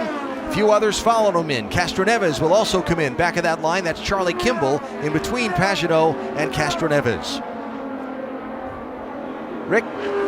Simon Pagenaud bringing the car down. He was very happy on Friday. In fact, he said he had about a car that was about a 95 out of 100 in terms of where it was going to go and what it was going to do. He has not been complaining much about the car overall, but still a minor wing change. Doc? Front wing change for Ed Carpenter, a little bit to try to help the understeer in the corner. Carpenter away, he will go out in front of Pagenaud. Ed Carpenter has not complained one bit about the car, but they're trying to think ahead. That's why they made the front wing change, to be able to get a little more front steer in the car in traffic. Joseph Newgarden took over the lead when Pagenaud and Carpenter pitted. Now Newgarden is on the pit lane along with a whole host of others. Power, Bourdais, Dixon, Marco Andretti, Ryan Hunter-Ray all in on this stop. There is Newgarden. Defending series champion Joseph Newgarden. They've commented a little bit about making a wing change. Now they're saying a half a turn of front wing. They said air pressure. No, it'll be air pressure only on the side for Newgarden, trying to help the car turn a little bit with air pressure only. Dixon is away. That's Bourdais fitting back into line ahead of Marco Andretti. Spencer Pigot has taken over the lead by not pitting yet. Can't cross that line between the turns 1 and 2 areas on the warm-up lane with all 4 tires. You can put the left side tires all the way over on that line, but you can't have all 4 across it. Blair Julian just changed the outside front tire on Scott Dixon's car. Here's what it looks like at Indianapolis. We'll come back after a word from your ABC station.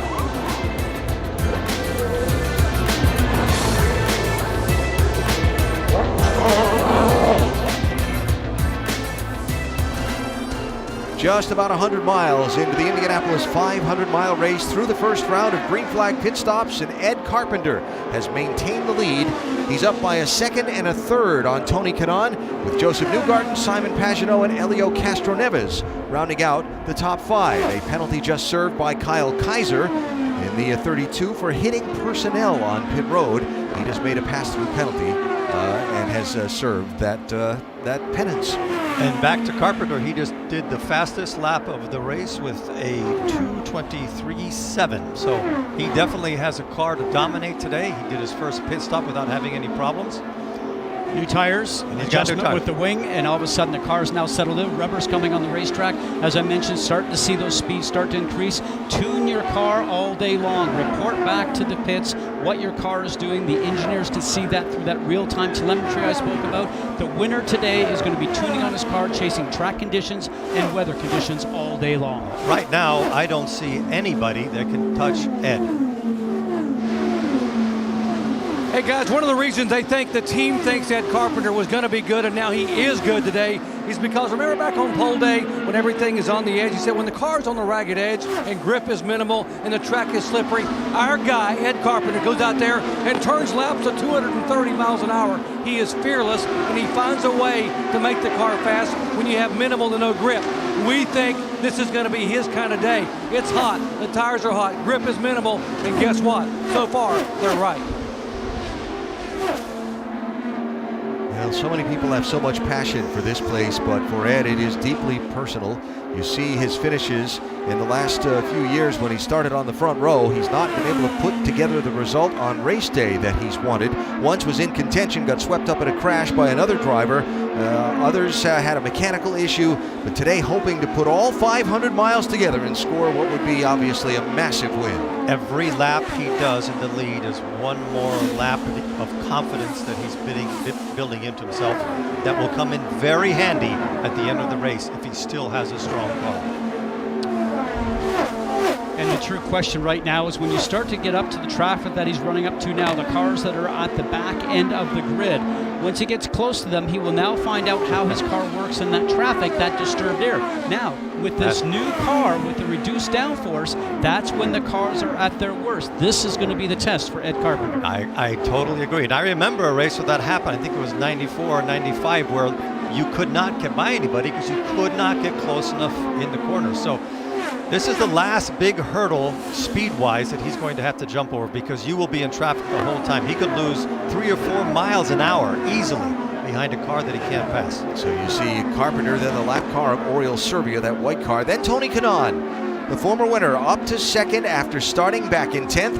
Mentioned he made some bold moves on the first lap, and Rick, they got the pit strategy and the pit stop executed just right as well.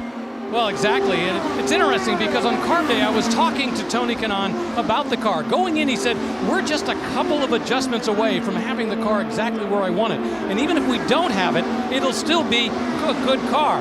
After carb day, I went up to him, I said, hey, how is it? Did those adjustments work? He goes, I'm not telling you. I have a feeling that means they work. That's funny. Of course, Kanaan driving this year for A.J. Foyt. A.J. here looking for what would be his third win as an entrant in the 500, surviving another bout with those killer bees that he seems to keep stumbling across on his ranch outside of Houston. No, I'm talking about passion for this place. Can you imagine how happy A.J. Foyt would be to give Tony Kanaan that big old kiss on the cheek if they're standing in victory lane at the Indy 500? And how happy Kanaan would be yes, to get that big bear hug from A.J. here at the 500. Long way to go before that happens. Just past 100 miles in the race. Ed Carpenter out in front. And guess who it is? Right behind. Who is the other car? Yellow is out at Indianapolis. James Davison has crashed in turn number 4. There's another car down on the inside of the track as well. And our first yellow of the race comes out at lap number 47 of 200. Davison, we saw, was in a whole lot of trouble, and that trouble just became terminal to his race. Is that Takuma Sato down on the inside caught up in it? Yes, it is.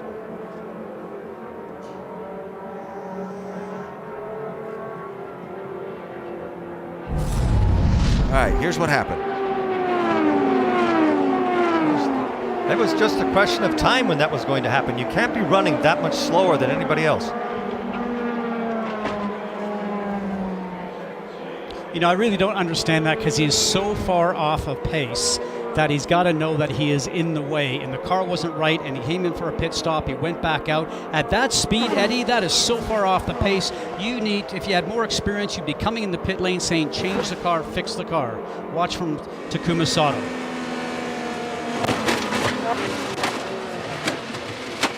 That's such a pity and such a waste for both of them. All they should have done was called him in, tried to fix the car. If it was loose, do something, even if it takes 2 or 3 laps. Big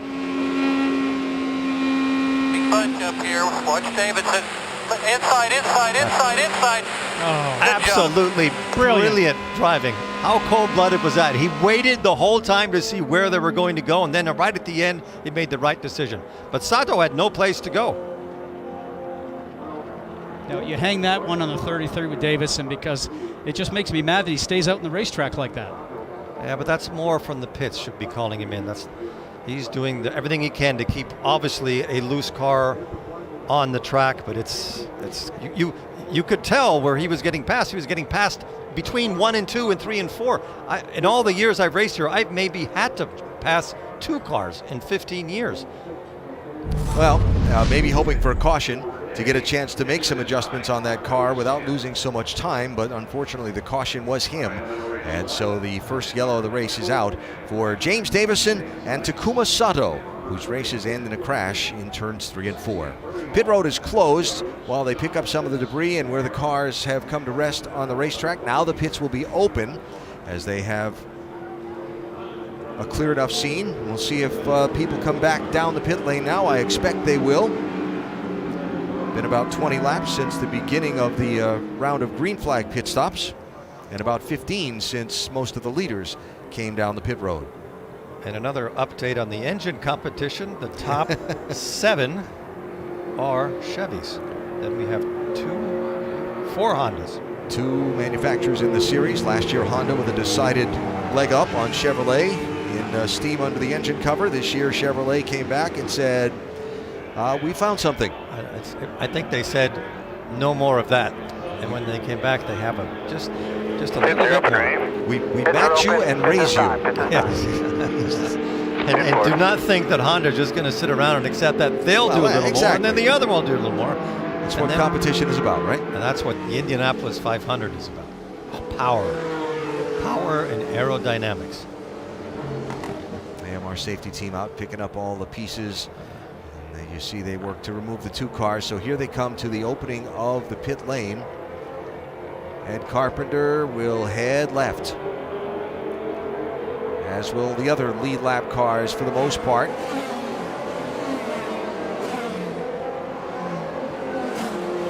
Yellow flag stops sometimes lead to contact on pit road. This pit lane is very narrow. When you get a lot of cars in there at the same time, watch the pit exits and see if somebody's race gets ruined there. Rick? Well, Tony Kanaan bringing the car down. One of the discussions before he got here was whether to do a wing adjustment. He said there's understeer in the car. At first they said yes, then they decided not to do a wing adjustment because they want to get him out as quickly as possible. Doc?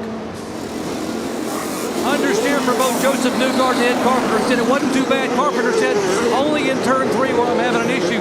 The critical part is to beat everyone off pit road, and that's exactly what the 20 car has done. That's the advantage of being the last exit, isn't it? He only had like 10 feet to go before he crossed that line, and it was close. Honda race off pit road. Carpenter holding the lead. Good stop and by Will Power's crew to try and gain some of the track position they lost in that last cycle of the race. Trouble in turns 3 and 4 brings out the first yellow of the Indianapolis 500.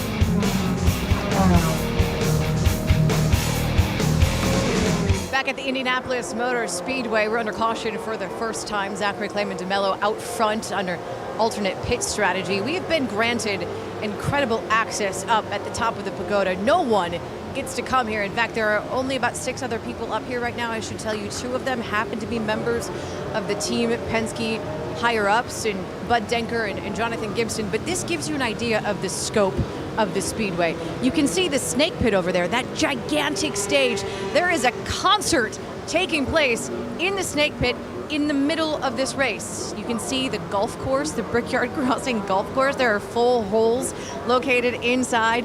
Turn 2, the Indianapolis the skyline over there, you can see turn 2. In fact, this is one of the only places in the entire track where you can be and see all 4 corners of the speedway.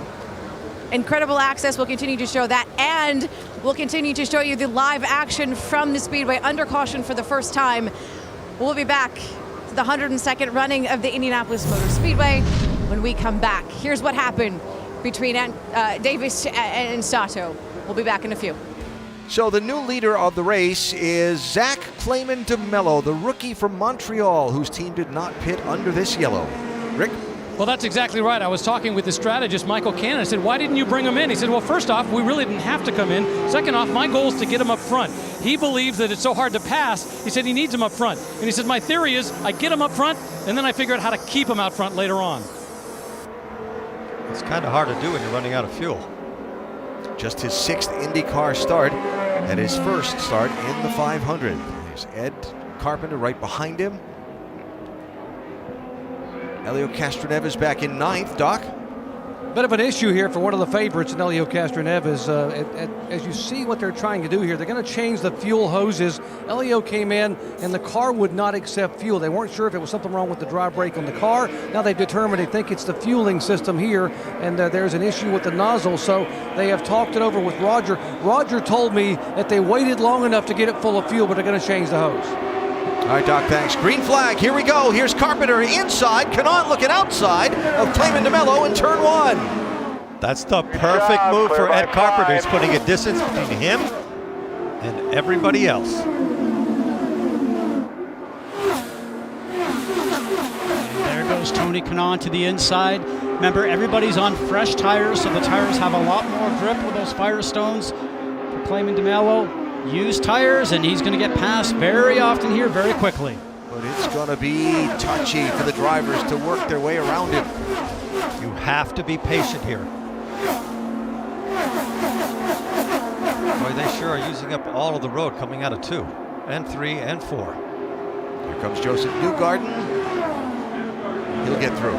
He had to muscle his way through. You see the car starting to move around just a little bit, that disturbed air, even beside some battling now. Ryan Hunter-Reay going past the PNC machine of Scott Dixon. We're on board with Scott right now. Here's Simon Pagenaud hopping out of line. He'll get by Clayman DeMello. Couple things here. People, this comes back to the urgency on starts and restarts that people talked about, right?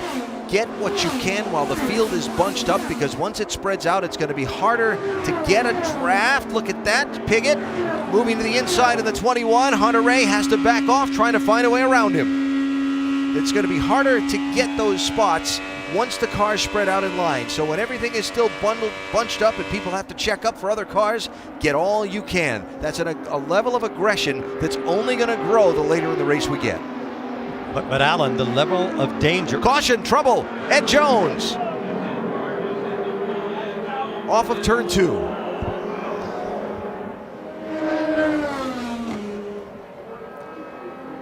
Last year, such a spectacular performance as a 500 rookie, qualified 11th, finished 3rd. Said this year, everyone's been chasing a feeling that just doesn't exist in this car, myself included. That's not the feeling you wanted.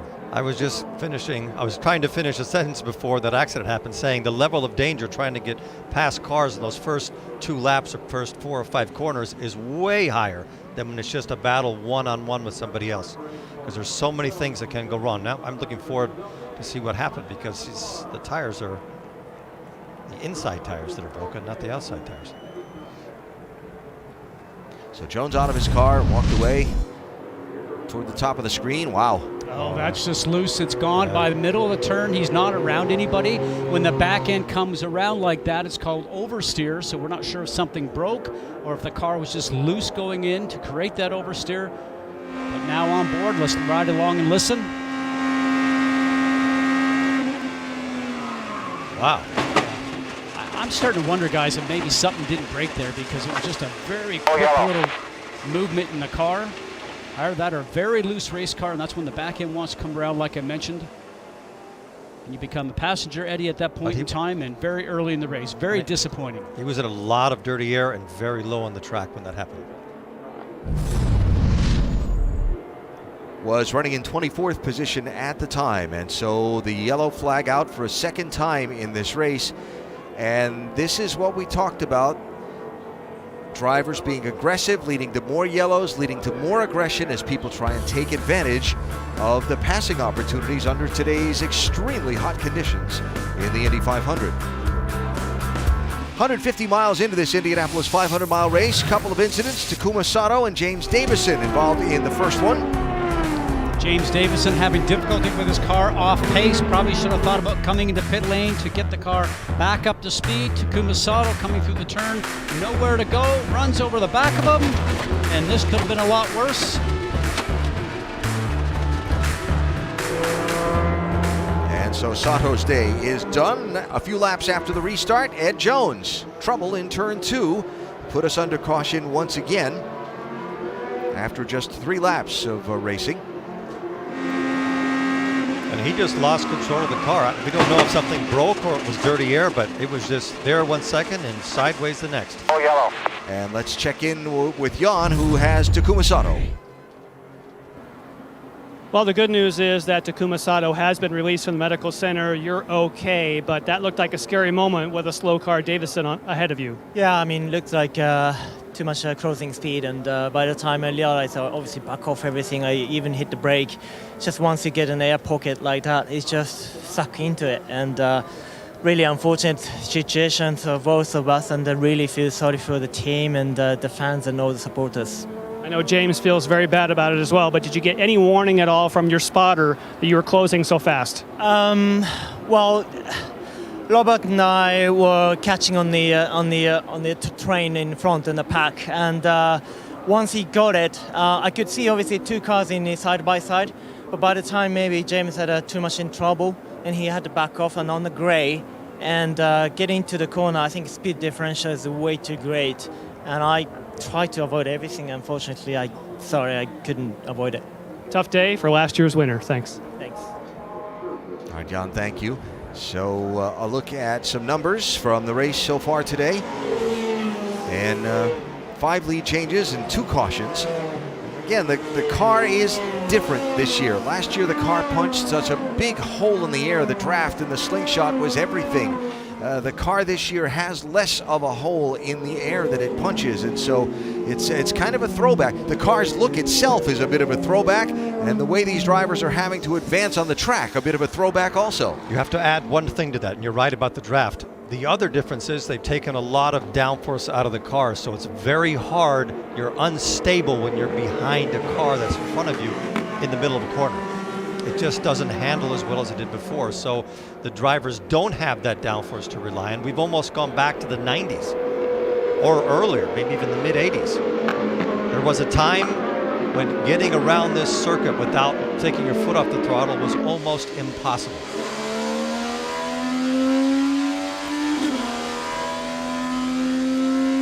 Green flag is out. Tony Kanaan chasing the leader, Ed Carpenter, with a big run.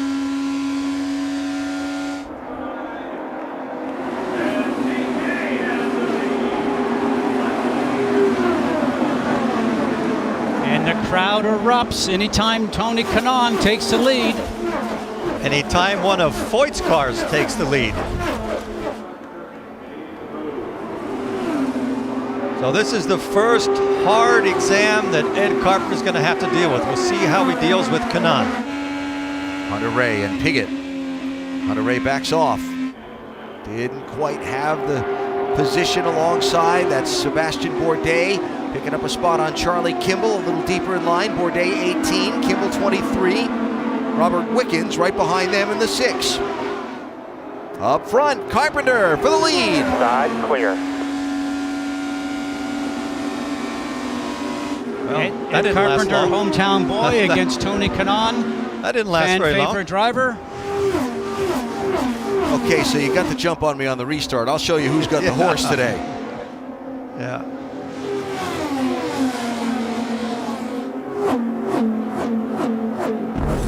Restarts are really intense. Look at this. Oh, wow. That's Bourdais and Dixon. That's 225 miles an hour. Yeah, I'm just wondering if Dixon's tire might have got sliced by the wing. And he's down by the grass. Haven't seen that since Ryan Hunter Ray was making the move and looking on the high side. Man, I'm glad I'm in the booth today. Kanaan is hanging with him. You think about Scott Dixon and what he went through in this race a year ago.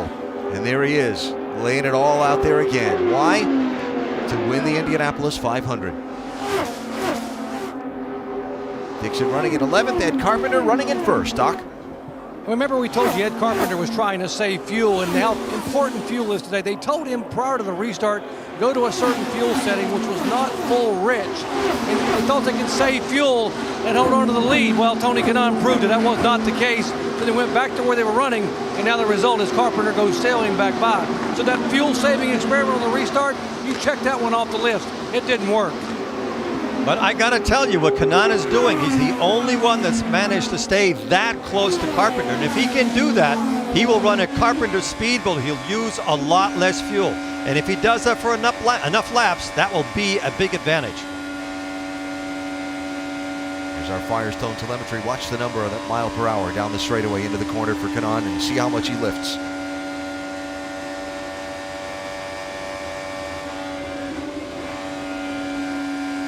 Lifted a lot, but he's still right there. And you know, Eddie, that when you get back on it as aggressively as he did right there, you have confidence in the car. You're not tentative with it. That's a good sign. Yes, he got off the throttle, but it's the best that we've seen so far today.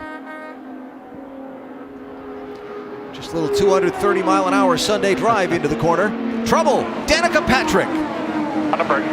On a break.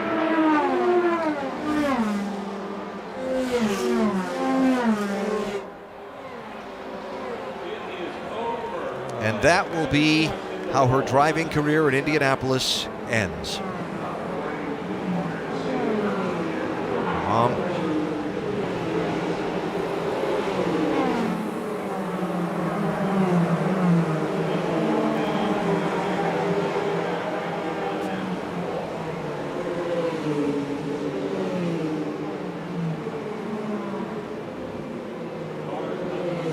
Safety team there. Patrick beginning to climb from the car.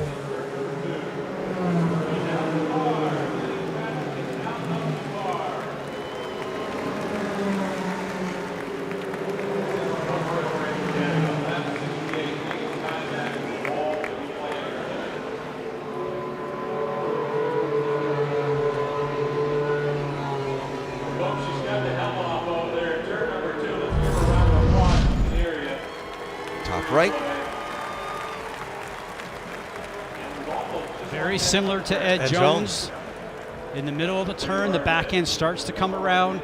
I thought that she was dealing with a car that was very neutral, too positive on the front. When we watched her earlier in the race, that means it's very difficult to turn into the turn because the back end wants to swap ends. Not sure if that's the case there, but looks very similar, as you mentioned, Eddie, to Ed Jones.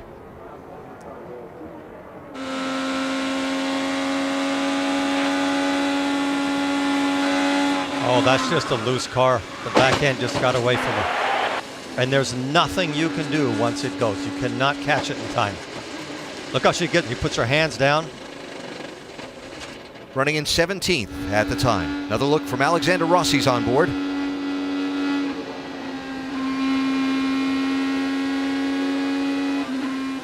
Good job, good job. That was Alexander Rossi's spotter telling him good job, because he missed the accident. And Bev Patrick, not what they were hoping for today. But what a career. Rick? Well, she had a very lengthy conversation with her crew during that last yellow. They were talking about the car and how it was doing. And one of the things she talked about was the fact that it got more unstable as they went into the run. Now, she was talking about understeer initially, but they were saying that she was saying to the team that it was just not doing what she wanted as the run got longer. And as you can see in this point, it did not work for her. When asked why she came here to finish her career at Indianapolis, Danica said that this was the place. This was the place that that made her relevant. And she said the hesitation was she didn't want to ever take anything away from what she's accomplished here. But she did it because she had time to do it right. She was with a good team, with a good program. You saw that through qualifying. But this is not the way that she would have wanted the day to end. So Danica Patrick riding to the medical center after crashing while running 17th, shy of 200 miles of this Indianapolis 500-mile race. Today's result does not take anything away from everything that she managed to do in a race car. So you lead my next question, which is legacy as a race driver.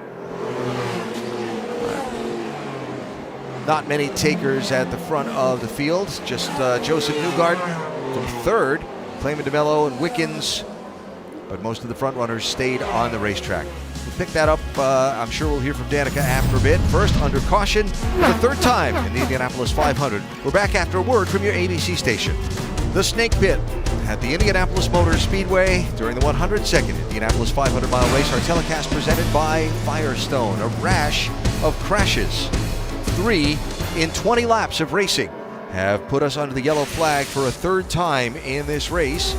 First, James Davison having problems, and Takuma Sato could not avoid. That was at lap 48. We saw this one coming 3 or 4 laps earlier, Scott, because he was just going too slow, and sooner or later somebody was going to run into the back of him. Both cars out of the race. Then 10 laps later at lap 58, Ed Jones found trouble in turn 2. Got to the middle of the turn, the back end comes around. That's what we call a loose race car or oversteer, almost like you're sliding on ice. And the result was going into the wall, and then he now has a beaten up race car and is out of the race. Then Danica Patrick at lap 68. Now this is almost a photocopy of Ed Jones's accident. I don't want to put the finger on something and say it's one reason or another, but these new cars have a lot less downforce. And when you get past center on it and the car loses its balance, it will just come unglued from the track, just like those two did. Ed Jones has been transported to IU Methodist Hospital in Indianapolis, complaining of a headache and neck pain. Further updates as they become available to us. So we're half a lap away from the restart. And we've seen trouble at both ends of the racetrack now. 2 of the incidents in turn 2, 1 of the incidents in turns 3 and 4. Although the ones with the cars snapping around by themselves, both in turn number 2. Doc? Joseph Newgarden, one of the few leaders to come in and pit that time, and I asked Tim Cindric, president of Penske Racing, why you pitted off sequence. He said, well, 2 rounds of front wing to help the understeer. He said, but we're in our pit window now. We can make it on 3 more stops, so why not roll the dice and get off sequence a bit? We've changed the front end to make it drive better in traffic, and now we're in our window with just 3 stops left. Newgarden gave up 3rd position. He'll restart 20th here. Green flag with Carpenter and Kanaan again on a restart. Will he have enough momentum to get around Carpenter? Looks like he does, although Ed had the inside line. Will power around Simon Pagenaud for 3rd.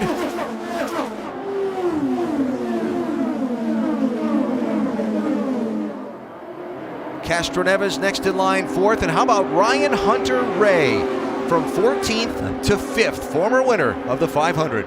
That doesn't shock me at all that he's found a way to the front. I'll tell you what, starting from the front position so far, you're a sitting duck. If there's 5 or 6 laps to go, that's not the best place to be. That white car you saw around the outside, that's Oriol Servia, who was a lap down, took a wave around at the 2nd caution. Now there he is through some of the strategy up in 10th place and climbing. 3 wide, sorting out into turn 1. And rush hour traffic at 210 or 15 miles an hour. Got to get all you can get on these restarts. These guys to the grass, for goodness sake.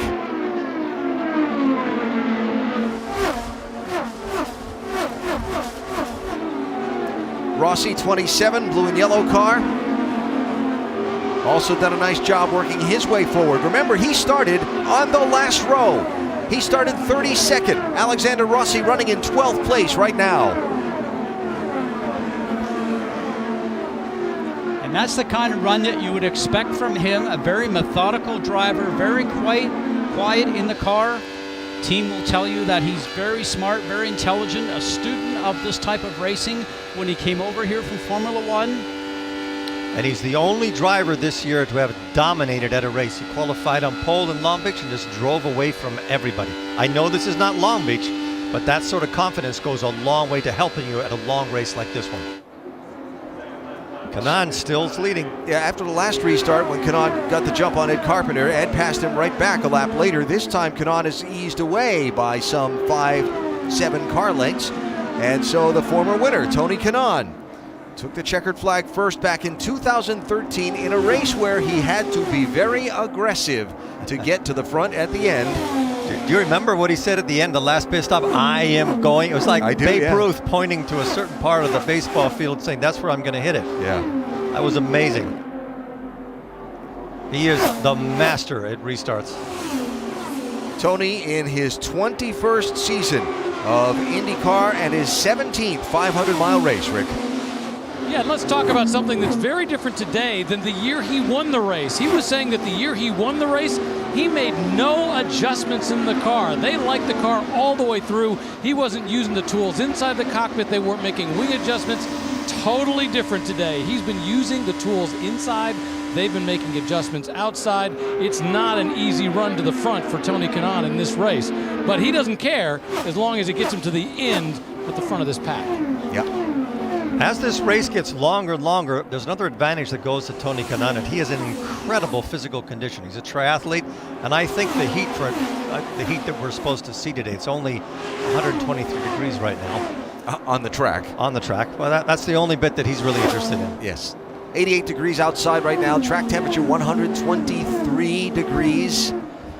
And this place is so big, the track temperature is actually different from one end of the racetrack to the other. Where Kanaan is headed right now, turn 3, it's 130 degrees of track temperature. Turn 4 is 127. Down at the other end of the speedway, turn 1 at 119, turn 2 at 117. Angle of the sun, shadows from grandstands, things like that. And cloud cover. But it affects how your car performs and that magic level of grip you're seeking to try and go as fast as you can around the Brickyard.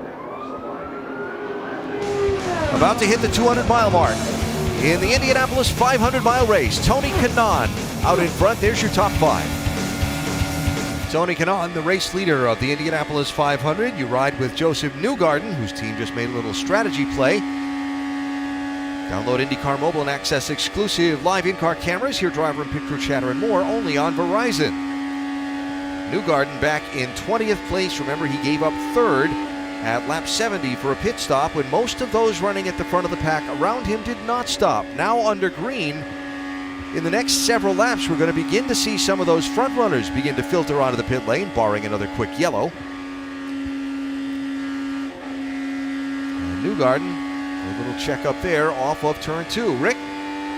Well, if you're looking for the unfair advantage in the Penske team, it's all the little things. For example, check this out. It's a portable air conditioner that they have here in the pit. It actually sucks in the air here, blows cold air out here. So if the crews are feeling overheated, they can come, put their face in this, put their hand in this, maybe put their uniform up to it, cool themselves down, because it's so hot out here on pit lane. Remember, this may be one of the hottest 500s ever, that if you need to cool down, the Penske teams have that little extra advantage that other teams don't have. And you just happen to coincidentally find it and stand there and be reporting on that car at the moment. Very, very good. Smooth move there, DeBrule. Smooth. Yeah, both Alan and I looked up, and the Firestone information is giving us an ambient temperature of 92, track temperature of 124, and he talks about the crews. The crews feel the heat just like the drivers, as reported, and they are so important, Eddie, simply from the fact that they cannot make a mistake. Putting on a wheel or filling up with fuel can certainly cost them the race. Tony Kanaan has a 1.5-second lead on Ed Carpenter. Will Power runs 3rd. Simon Pagenaud 4th. Helio Castroneves is 5th. So these front runners like Kanaan last pitted at lap 50. 30 and change lap fuel window, except they also had laps of caution because of those 2 crashes since they stopped. So they stretch that out a little more and begin to readjust the window. But look at the gap this front 6 has put from 7th place on back. Have you noticed that none of them are stuck nose to gearbox? There's a big gap between every car. There's Hunter Ray, and there, all the way back, is Marco Andretti, and then Spencer Pigot from 8th place on back. Really separated the field after this last restart.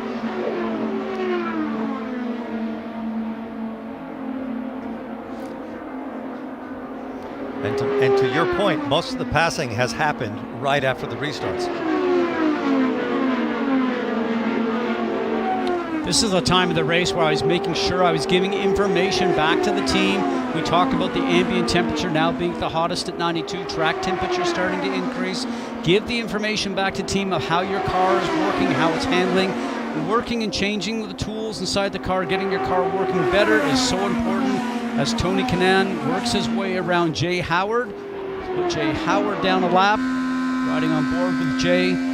Jay does so much for young racers up and coming, runs the most successful Formula 4 team in the country right now, leading the championship, works with karting kids, and he is certainly looking in his mirrors right now as the Penske cars are starting to swallow him up. Why did he slow down between 3 and 4? You own that corner. Don't lift up like that. Let him pass you on the exit of 4, not between those 2 corners. You're the ones that have driven race cars. Is that Kanaan pulling over to signal he's going to pit? That's what the drivers have been instructed to do. What they've told us. Signal the other drivers. Wow. That was dicey. To swerve and to it's the left not on over. the backstretch. It's not over.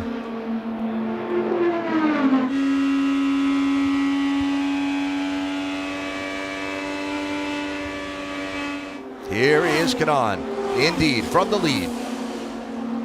TK, you want that half a turn? No. Okay, copy. Wide open. You can see it. That was very emphatic. No, I don't want that half turn. All right, Rick. Which is interesting when you think about it. A lot of teams have been making greater turns. I just heard another team talking about one more turn they're going to make. The critical thing here for these guys is to get these pit stops just right. When we're under green flag conditions, they need to make sure that they time this as well as possible, get them back out. And there, look at that, a 7-second pit stop. That is blindingly fast. You don't think that pit crew's pumped up about that 14 car being up front, having a chance to win? You could say it, that Foyt pit crew. They have had their difficulties consistently performing in the last couple of years, but this couple of weeks here at Indianapolis on the oval, they have been consistently fast. Like most teams, struggled to solve the riddle of the new car and what the data meant compared to what the driver was feeling, but they are pumped up and know they have a chance to win this race. And they're 100% behind Kanaan, and you can tell. So now Ed Carpenter, the leader after the Kanaan stop. We expect we'll see Carpenter in very soon, if not here. And indeed, here he comes. That white line you see is not what they call an officiable line. It's okay to cross that line to the point that you reach the commit line to come onto pit road. I mean, we could try a little more, but it is what it is. So Carpenter here from the lead, putting Will Power out front. And you heard Ed Carpenter when they asked him, what do you want? He said, maybe a little more, but it is what it is, meaning the understeer, especially the nose of the car, feeling light in turn 3. Okay in 1 and 2, but light in turn 3. Make a slight air pressure adjustment. Going to put 4 tires. Got to get it full of fuel. Fuel very important right now. Holding it, no wing change, he's away.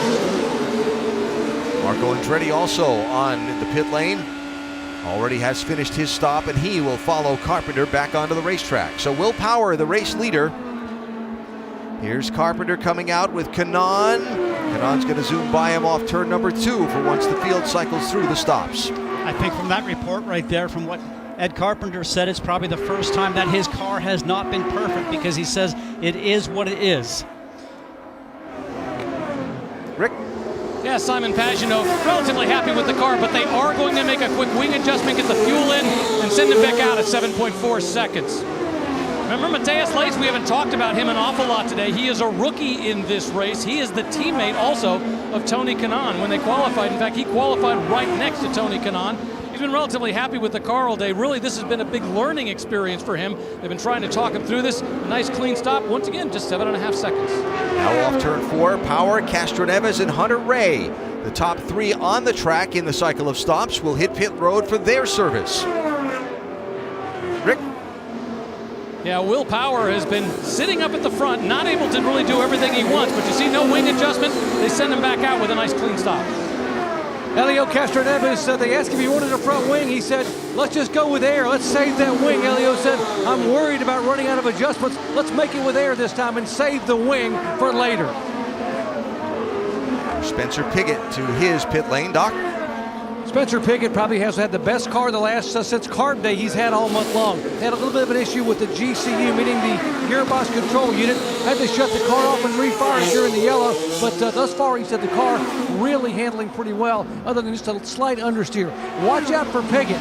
Good fuel mileage, good handling car, and a young aggressive driver. Yeah, Doc, watch out for him to come back to see you in just a minute. Pit road speeding penalty will bring the 21 in for a pass-through penalty. Here's Scott Dixon from the lead, along with Alexander Rossi. Doc? And keep an eye on Dixon. They said his drink tube is not working. They may have to give him water. How about a driver sitting in this heat, not being able to drink? Now the tires are needed, and obviously air pressure for a little bit of understeer. We're going to watch and see if they can service the driver or not. Dixon said, I may be okay. They added a little bit of water inside, gave him a bottle. He is away. No other adjustments. Well, that's one of the worst things that could happen to a driver today, not involving a crash, is for that water system to not be working inside the race car. Absolutely. And where your training comes in. Exactly, for those drivers, because they train so much. Scott Dixon with the best outfit in town, Pit Fit. He works harder than probably anybody else. The trainers over there will tell you. But the water bottle system, as we watch 64 with Servian Pit Road, 4 tires, putting in some new fresh Firestones. Fuel in. He had cycled up to the lead. Remember, I said he was a lap down earlier, took a wave around on the lap 50 caution, and the next caution allowed him to catch back up to the field and get back in sync. Danica Patrick has come from the medical center and is with Jan. Has just walked to my position here. Very emotional. First of all, Danica, are you okay? Yeah. What happened in turn number 2? It looked very similar to what happened to Ed Jones just a few laps prior. Yeah, the first thing I said was I'm not sure really what happened. So it just seemed to come around and it seemed pretty late off the corner. So I don't know. They said they looked back at the data and it was kind of like a little lift in the middle. It was a little bit of understeer and then back to it and it just swung. So, yeah, you know, I mean, today was really disappointing for what we were hoping for and what you want for your last race. But I'm grateful for all of it. So wish I could have finished stronger. Are all the emotions you're dealing with specific here to Indy, knowing that how much of a difference that made in your career, or now that you're looking at an entire career that's wrapped up? Yeah, it's an entire career. I mean, but, you know, what really launched it was this. So it's both of them. You know, I've had a lot of good fortune here and did still have some this month. It just didn't come on race day, but we had some good moments. You definitely did. Thank you, Danica. Thanks. Obviously not the way she wanted to finish. Tony Kanaan back on pit lane so soon, Rick. Yeah, apparently he has a puncture in the right rear, and this is really going to put a major dent in his effort to win this Indianapolis 500. Not sure what caused it. There's the opportunity for debris. Sometimes you get close to something. Doesn't really matter. Bottom line is he's forced to come in, do another pit stop, and that is going to put a major dent in his ability to win this race, and he was out front.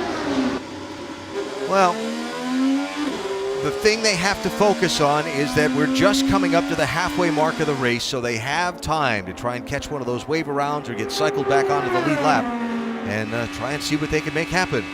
In the cycle of pit stops, Graham Rahal is currently the leader. He started back in 30th place, last pitted 30 laps ago. We should see him on the pit lane fairly soon. So Danica Patrick's driving career is done. Said she wanted to be remembered as a great race driver. I think it's fair to say she showed us she was.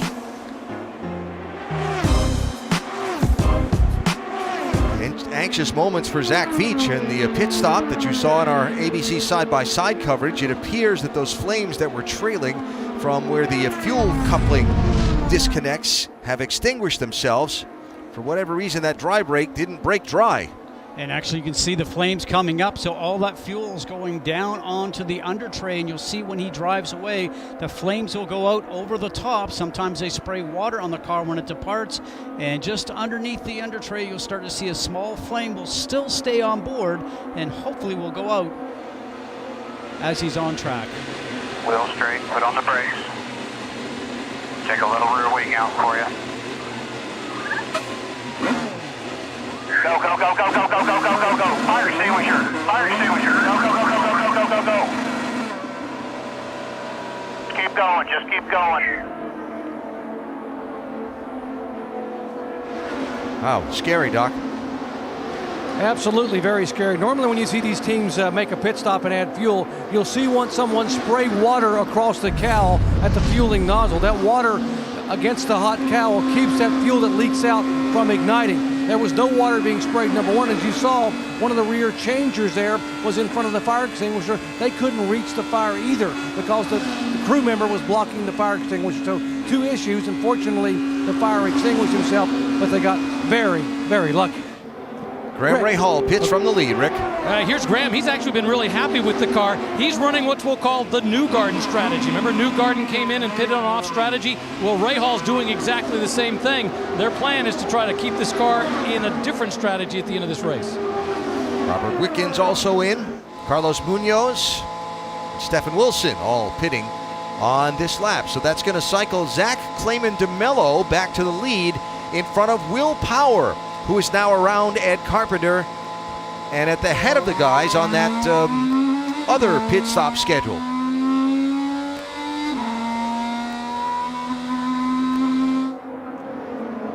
So there is Clayman DeMello for Tony Kanaan.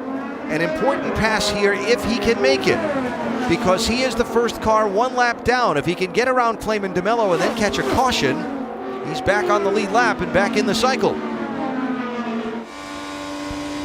Very unlucky with that flat tire. I think the other car is going to be coming into the pits. Clayman DeMello pulling left to signal to Kanaan his intent.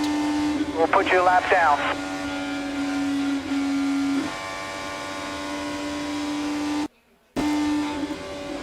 Yes. There we go. Smartly breathed the throttle going into 4 because he knew the speed from DeMello in front of him would slow down dramatically. Smart job by a veteran.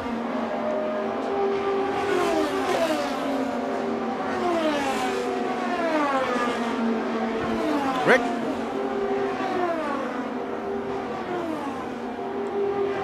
Zachary Clayman DeMello, the rookie, brings the car in. Michael Cannon, his strategist, has been talking him through this whole race, giving him advice, telling him what to do, where to be on the track, how to handle everything.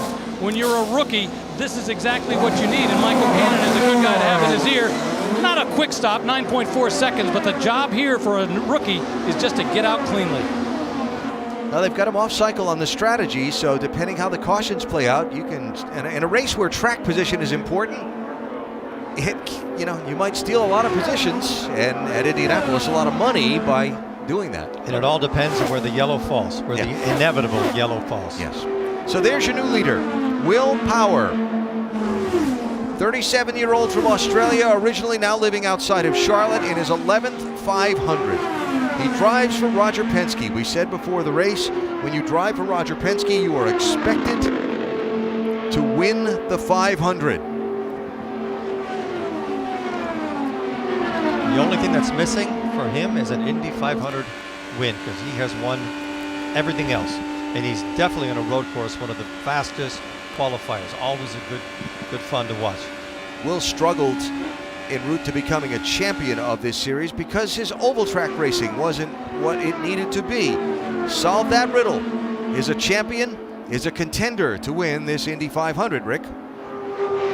Well, yeah, and think about this. So Will Power talks about the fact that in 2015, they had a great set of cars. This year, he said he feels the cars are as good as they were in 2015. He lost that race. He finished second to Juan Pablo Montoya. Well, this year, his strategist, John Boslog, is the same strategist who was the strategist for Juan Pablo Montoya in 2015. So Will goes into this race thinking he's got a little extra advantage knowing what happened in 2015. I have talked with Will on several occasions over the last week and a half. Will has been as calm could be, as quietly confident as confident can be. We're in the envelope. Yeah, it's good. Everything's great. No, I think we're on top of it. He's a man who knows what he's looking at in this race and hopes at the end of the day he's got a really up-close look at a brick that he'd like to plant a big old kiss on. Around. Will Power is the race leader. There are several stories of this day to talk about. One, the final race of Danica Patrick's career. Of course, coming here after running at Daytona earlier this year in the Daytona 500, saying Danica Double would be her last race. That not the way she wanted the final drive of her racing career to end, but a crash into the outside wall in turn number 2 at lap 68 would be the final circuit. Her mom Bev looking on. Danica did climb from the car and was okay. We did hear from her earlier. Patrick is done and will finish in 30th place in this, her last Indy 500. You saw during our side-by-side coverage Kyle Kaiser's first Indy 500 come to an end for the Juncos Racing Team. Mechanical issue has knocked the youngster from Santa Clara, California from the field. So that gives us now 5 cars out of the race. Of the 33 starters, 4 of the 5 by crashes. Ed Jones, Takuma Sato, James Davison also out of the race in accidents. So lead lap, 22 of the 33 starters.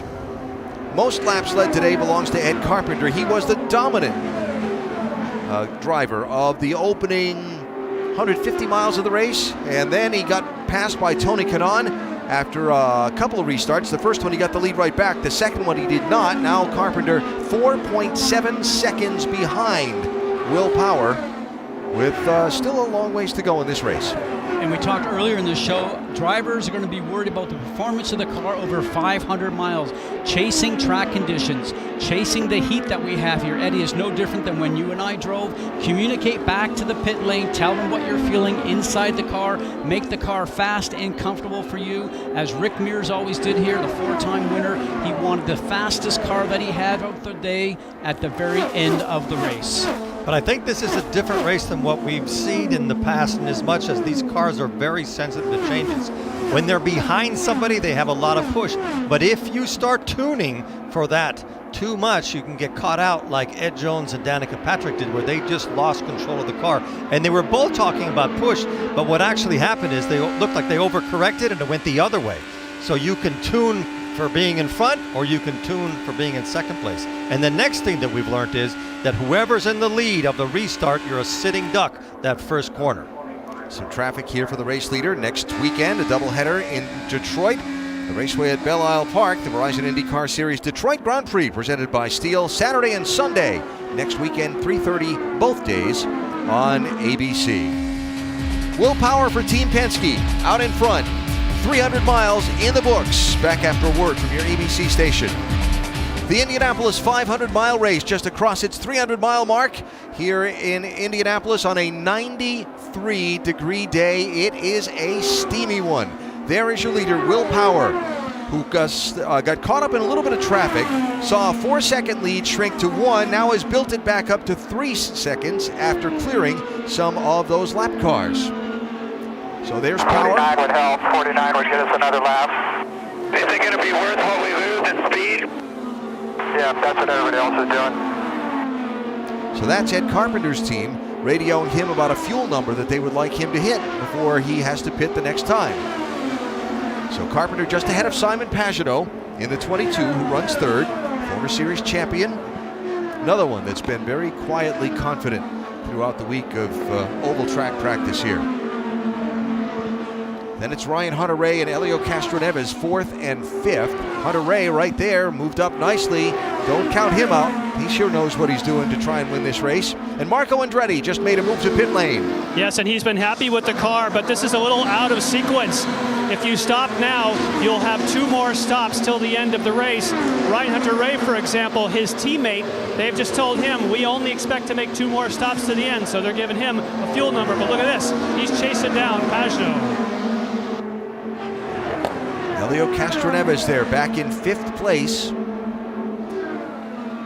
Cycled as low as 23rd in some of the green flag pit stop cycles that we've had during the course of the race, but very solidly there all day, though not really contending for the lead at any point in the race. But he's gaining knowledge. He's figuring out where to put his car, and if he's in the top 3, he's somebody you're going to have to race against. And what I liked earlier is that he said he didn't want to use the front wing any further. He wanted to make the car better by going on tire pressure. That was a smart move because it gives him the wing later on in the race. Riding with Scott Dixon, running 6th.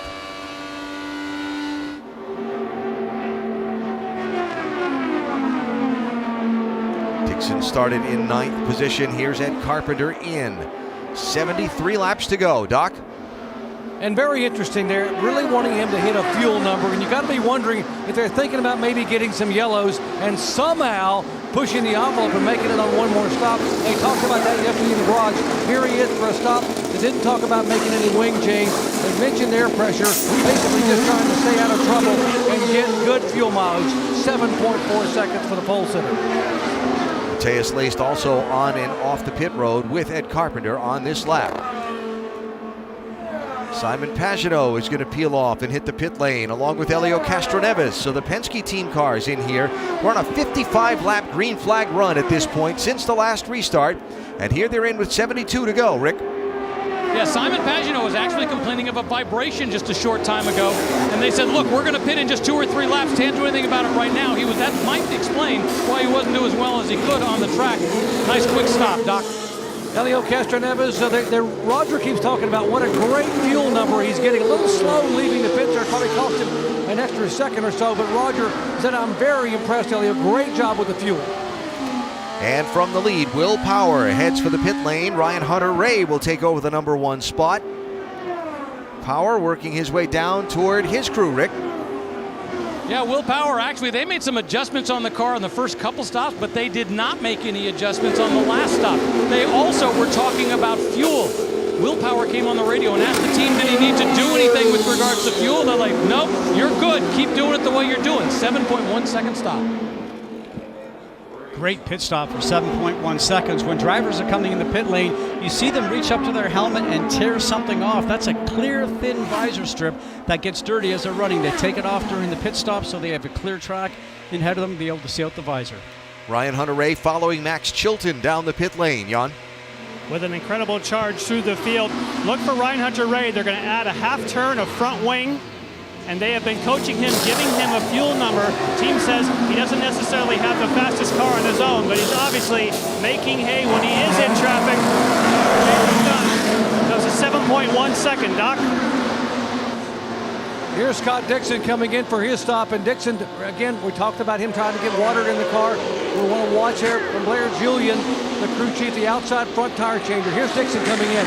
They want to be flawless here. Would love to be in 7.2 seconds or less. Watch the clock, left lower part of the screen. 4 tires on Dixon away. Pretty good pit stop for Dixon. Tony Kanaan, Alexander Rossi also on and off the pit lane under this lap. Remember, Kanaan leading the race earlier, made a pit stop, then had to come back in after he suffered a puncture that set him back at the tail end of the lead lap. So Sebastian Bourdais is your leader in that 18 car. He's running just behind Connor Daly, who is now on the tail end of the lead lap with this cycle of pit stops. Joseph Newgarden runs second, Graham Rahal third, Robert Wickens fourth, Carlos Munoz fifth, all of them on an off-pit strategy from what some of the leaders like Power and Pagenaud and Carpenter have been doing. And these different strategies have put a Honda engine in the lead with Bourdais, so we'll see how strong he is towards the end of this run. All the drivers are working out a plan in their head as to what they need, just like you've been saying, Scott, handling-wise. That was Bourdais' radio saying pit this lap, so we'll see him in. Oriol Serbia just on and off the pit lane.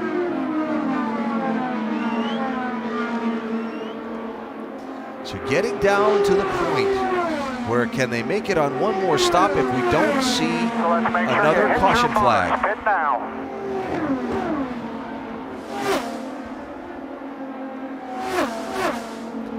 Driver's going to slow from 200 miles an hour down to 60 while going through the opening between the pit wall and the inside wall.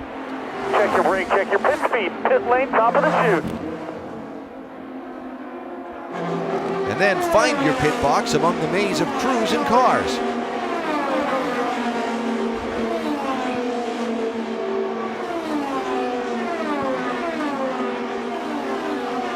A year ago he was standing on crutches. Today he's been standing on the gas.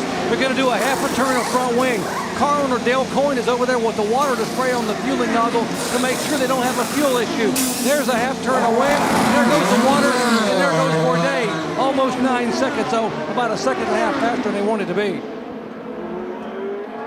So Joseph Newgarden is the leader. They're now the top 5. Those first 4 on a different pit strategy. We'll see how it plays out in the closing laps of the race. Trouble. Sebastian Bourdais has crashed and the yellow flag is out in the Indy 500.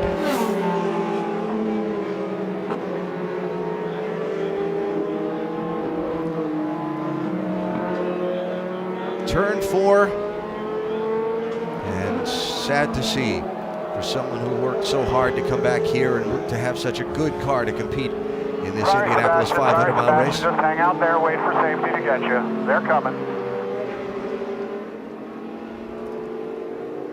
So this the 4th caution of the race. Wow. These cars are so difficult to control when they're on the limit. When you're behind somebody, you get caught up in dirty air and you have a little bit too much steering in. He just had a tank slapper, whereas the last years you'd have had 800 to 1,000 pounds more downforce to help you. Look at that. He just barely got sideways and then lost control. This is all happening at 220 miles an hour. The cars being so safe today. You see that white barrier that we have in front of the concrete wall? The safer barrier that we see on the upside there. Watch the steering wheel right now. Almost he corrects caught it. I almost got it. It comes back the other way. I've lived that. Then it starts to go into what you call, Eddie, as you mentioned, a tank slapper. Now you're along for the ride. And you want it to go into backwards. That safer barrier that's put there. Designed by the Indianapolis Motor Speedway. Steel and foam energy reduction really helps soften the blow to cars hitting the wall. So thinking forward as to what they're going to use, they've got to get the right sort of amount of downforce on the front. 61 laps to go. Someone said they needed a caution to make it to the finish on fuel. We'll talk about that next. Cleanup continues here at Indianapolis Motor Speedway under the 4th caution of the 500-mile race after Sebastian Bourdais crashed in turns 3 and 4. The leader is Will Power. Tony Kanaan is on the tail end of the lead lap now and will get to take a wave around the pace car and rejoin the end of the pack and the lead lap after having that flat tire while contending for the lead earlier. Jan, this caution and the timing of it really kind of sets up a strategy scramble to the finish for some folks. Yes, it does. And you mentioned that there was a radio communication of someone who needed a yellow. Well, that was Marco Andretti. So this gives him an opportunity to get back on cycle. It also helps his teammate, Ryan Hunter-Reay, who was saving a bit of fuel. Now he'll be able to go use more fuel and get speed on track. Alan? All right, so it'll be interesting to see. Some of the people stopped with about 70 laps to go, 59 to go now. Who's going to win the Indianapolis 500? Still very much in doubt. 57 laps to go in the Indianapolis 500. Our telecast presented by Firestone. ABC Live at the Indianapolis Motor Speedway for the 54th consecutive year. What I called a tactical race earlier, certainly playing out that way now with this amount of time left. Rick? That's exactly right. You know, it was a dicey situation for Will Power on fuel. They were hoping they were going to make it. Now with all this yellow, I just checked with the strategist, John Boslog, and I said, one more stop. Can you make it that fast? And he nodded his head, thinking that's the plan. Interestingly enough, point out the Power pitted later than the people behind him, a lap or two later. By the way, they just gave him one bit of advice. Drink out of the bottle. Yeah. Well, let's check in with Doc. This yellow, a huge break for Ed Carpenter. I just talked to Tim Broyles. They would have been very, very close and probably would have been a lap or so shy of making it. With this yellow now, they can stretch it to just beyond lap 165, and if they're careful in the draft, they can make it on one more stop on fuel. They know they got the horsepower and they got a strong car. The question is, would they have fuel? This yellow may have given them enough fuel to have a shot to win this race. Again, with the variable settings, engine mappings, fuel consumption rates, and so on, how fast can you go and still have the fuel to make it on that one more stop if we don't see any more yellows? Well, the other side about that too, Alan, is not just the fuel to make it, but you have to go racing at the end of it. You need 100% fuel, 100% horsepower. If you're throttling back and the guy behind you has fuel to burn, you're a sitting duck. Here we go, restart with 55 laps to go in the race. We'll see how Power does at this restart, because every time Carpenter was in front, he lost the position. Hunter-Reay with a move on Pagenaud. Pagenaud fends it off.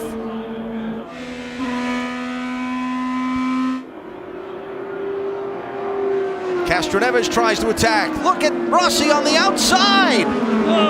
Alexander Rossi with the move of the race. You just don't do that with these new cars, but he did. And we're Four wide.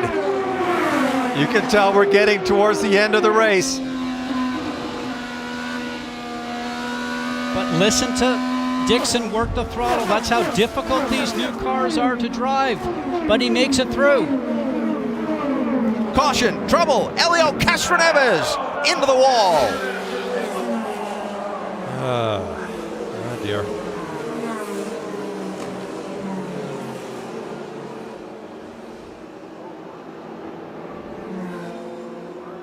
Castroneves racing in 5th position and now crashed out of the race.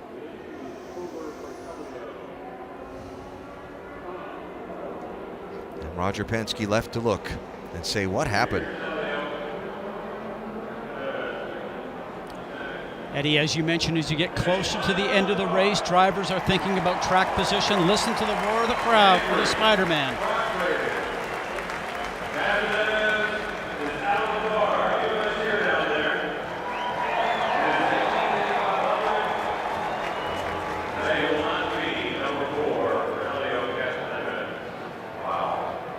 Let's hope we see him again at the Speedway.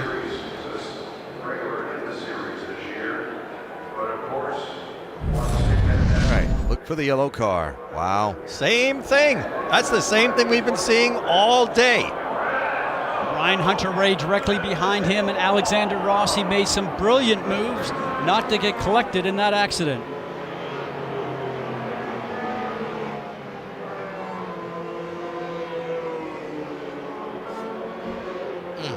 Back end's light, it comes around. You cannot control that. Let's ride along now and listen. Just lost grip.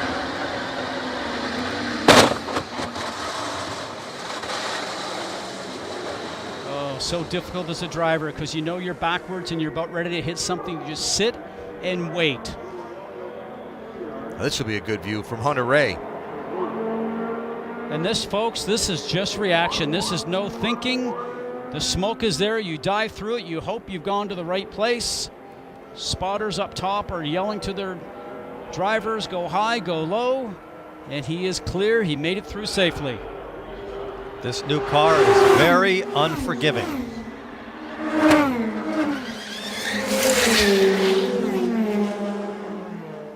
Wow. Yep, he can hear the fans, but that's not how he wanted this Indy 500 to end for sure.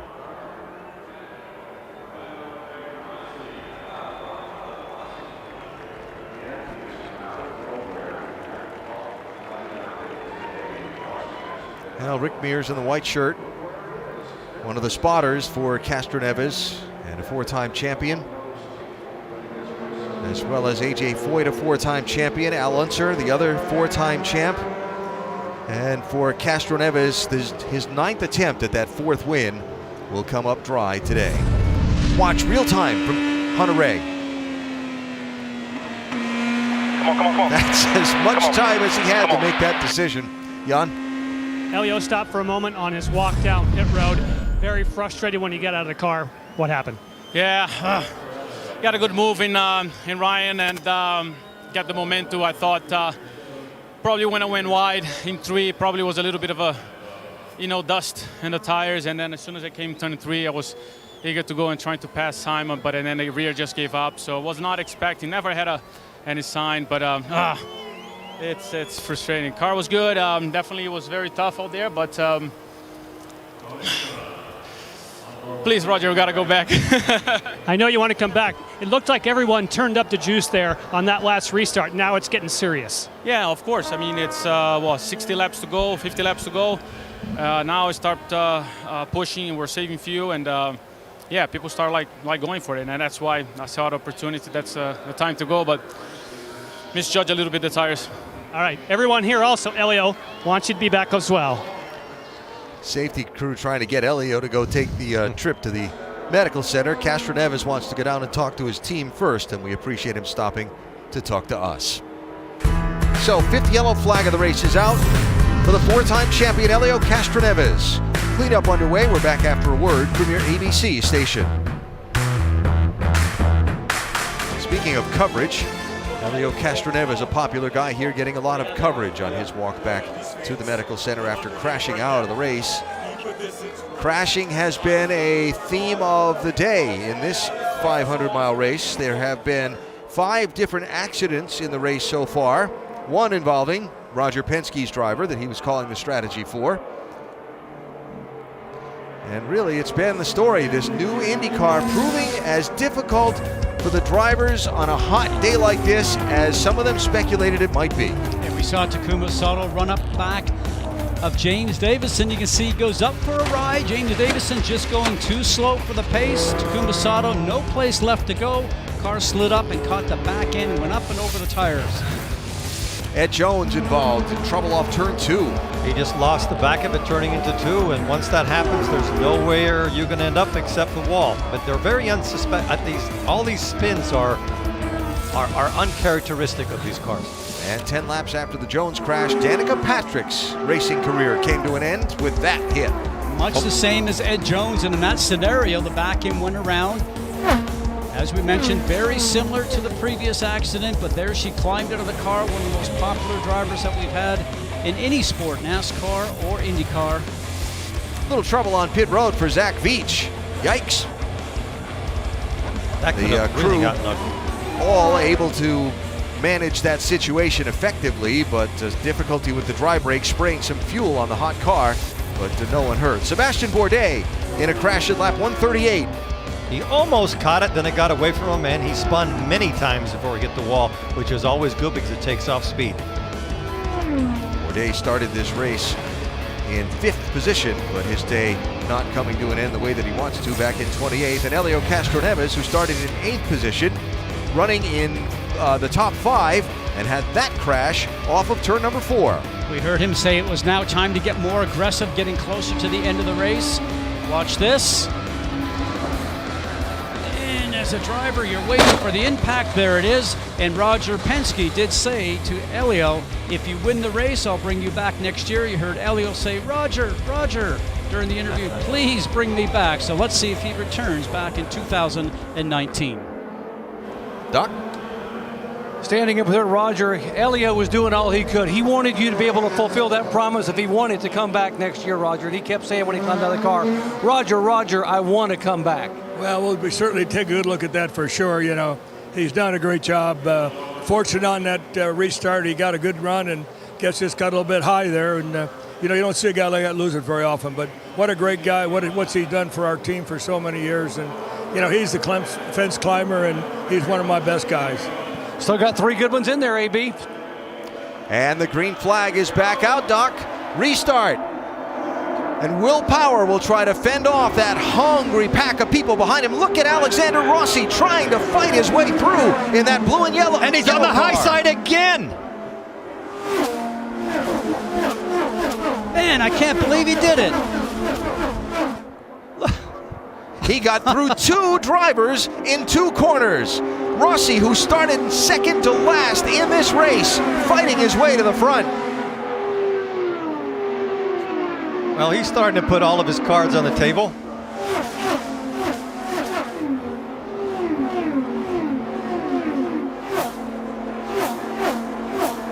Oh, trouble into the wall. Sage Karam. And another caution flag. But what a brilliant piece of driving. Caught the car, brought it back, put it up against the wall. And this is going to be a longer cleanup.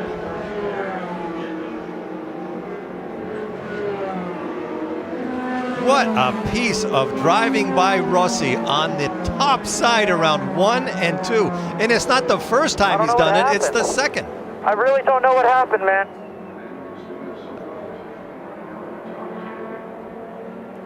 Well, let's see if we can find out what happened. As the young driver from Nazareth, Pennsylvania found the wall. Same thing that happened to everybody else. Wow. Back end started to come around. Got loose. He caught it halfway through the turn.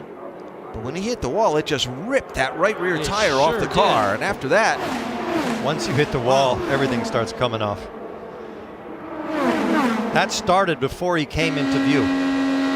Riding along with Scott Dixon, looking forward.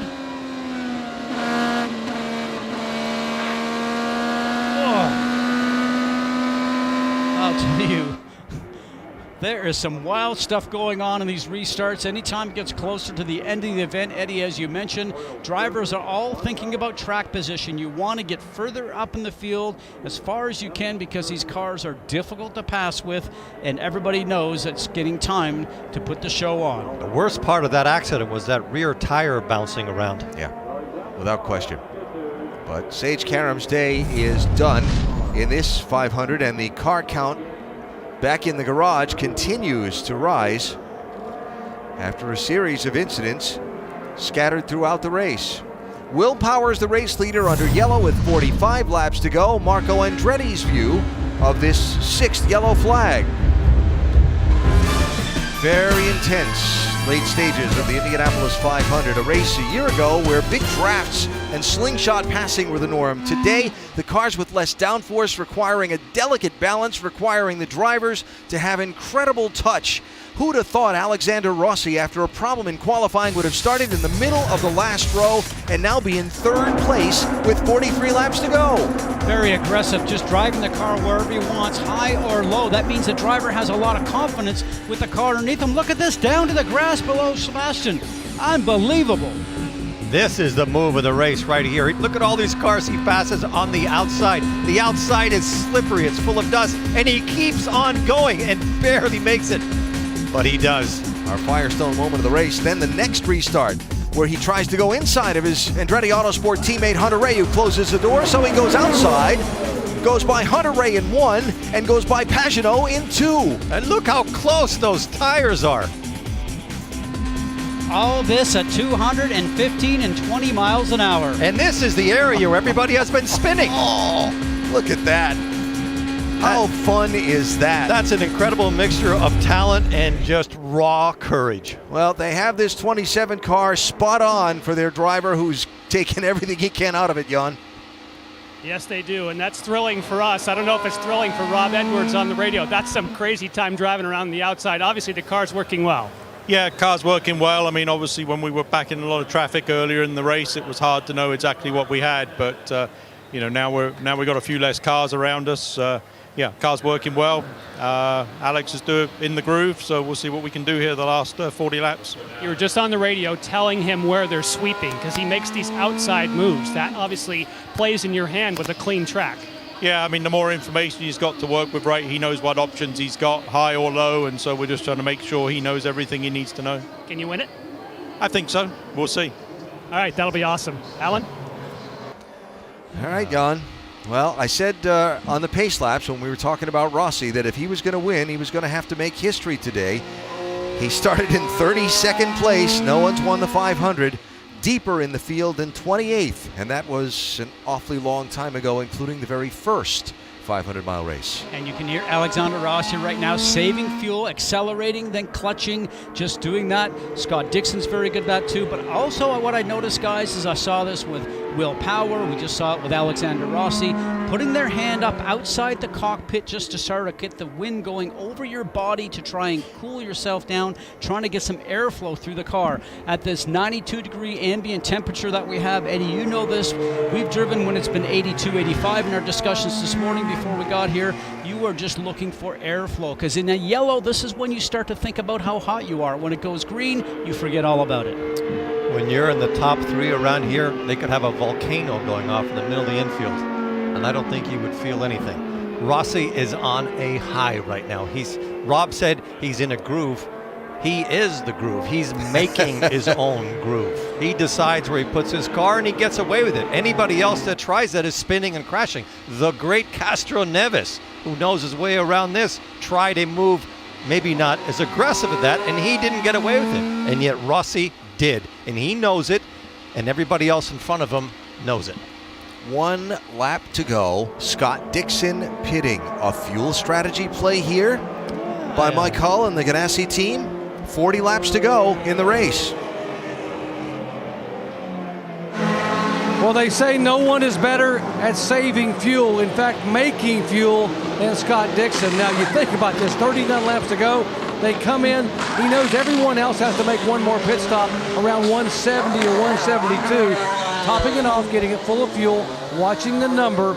Mike Hall told me this morning, someone that might just sneak away with one here, they know how to make fuel, and he gave me a wink. Well, his guy is the best in the business. I think they're banking on another yellow.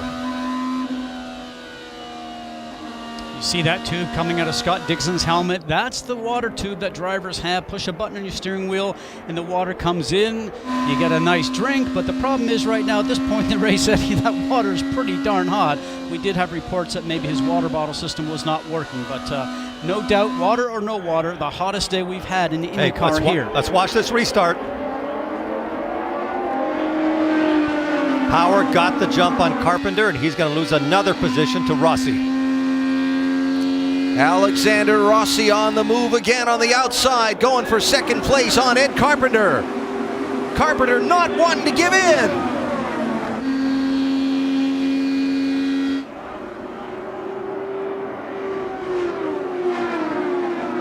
Rossi is still in Carpenter's gearbox, leaving 2.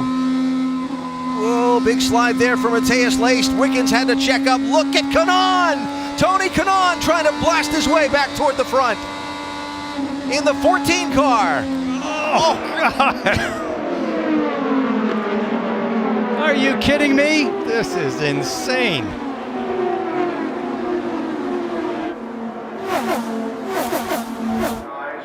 That put Kanaan up to 9th place, but still a long way back in the line. That's Graham Rahal who just popped out and picked up a spot. Joseph Newgarden in that silver car trying to pick up a spot. And Kanaan goes again.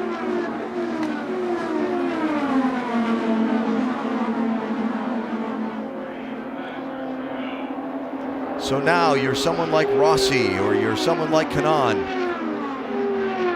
You're trying to get all you can. Or are you backing off on the fuel so you spend, for Rossi for example, so you spend less time sitting still on the pit stop you know is coming and see if you can gain some track that way. Go for broke.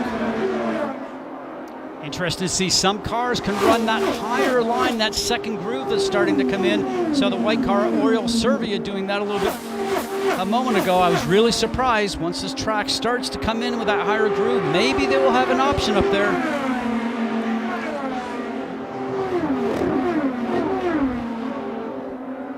We have yet to see the car that's been running in second place pass the car that is leading.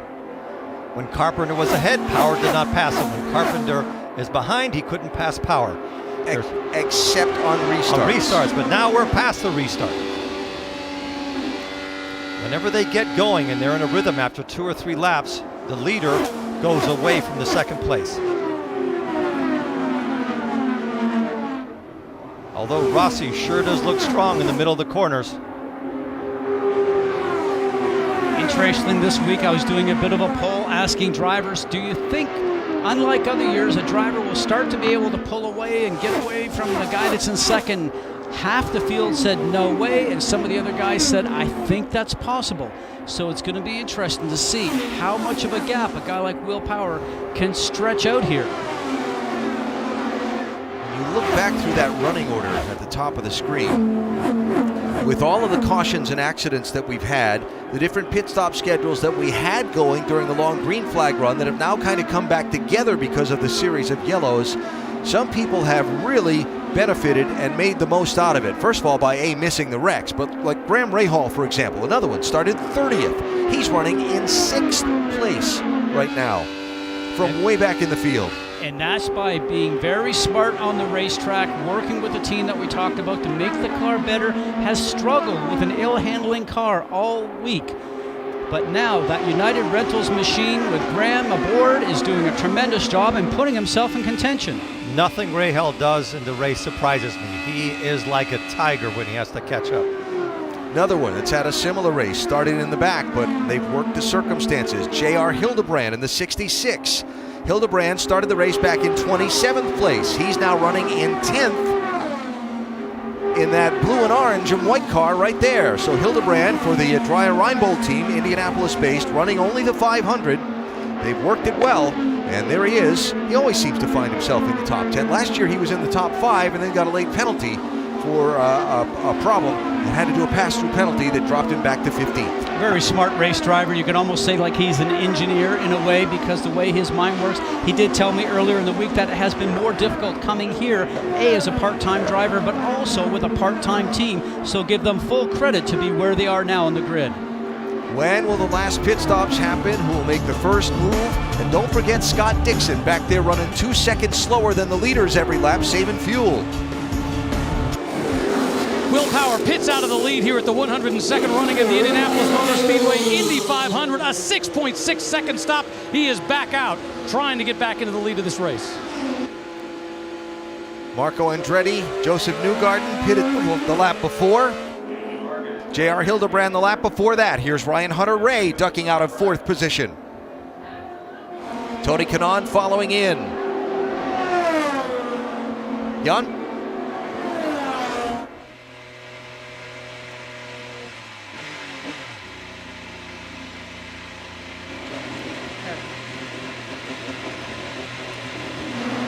Ryan Hunter-Reay is taking this opportunity. We watch another 6.6 second stop.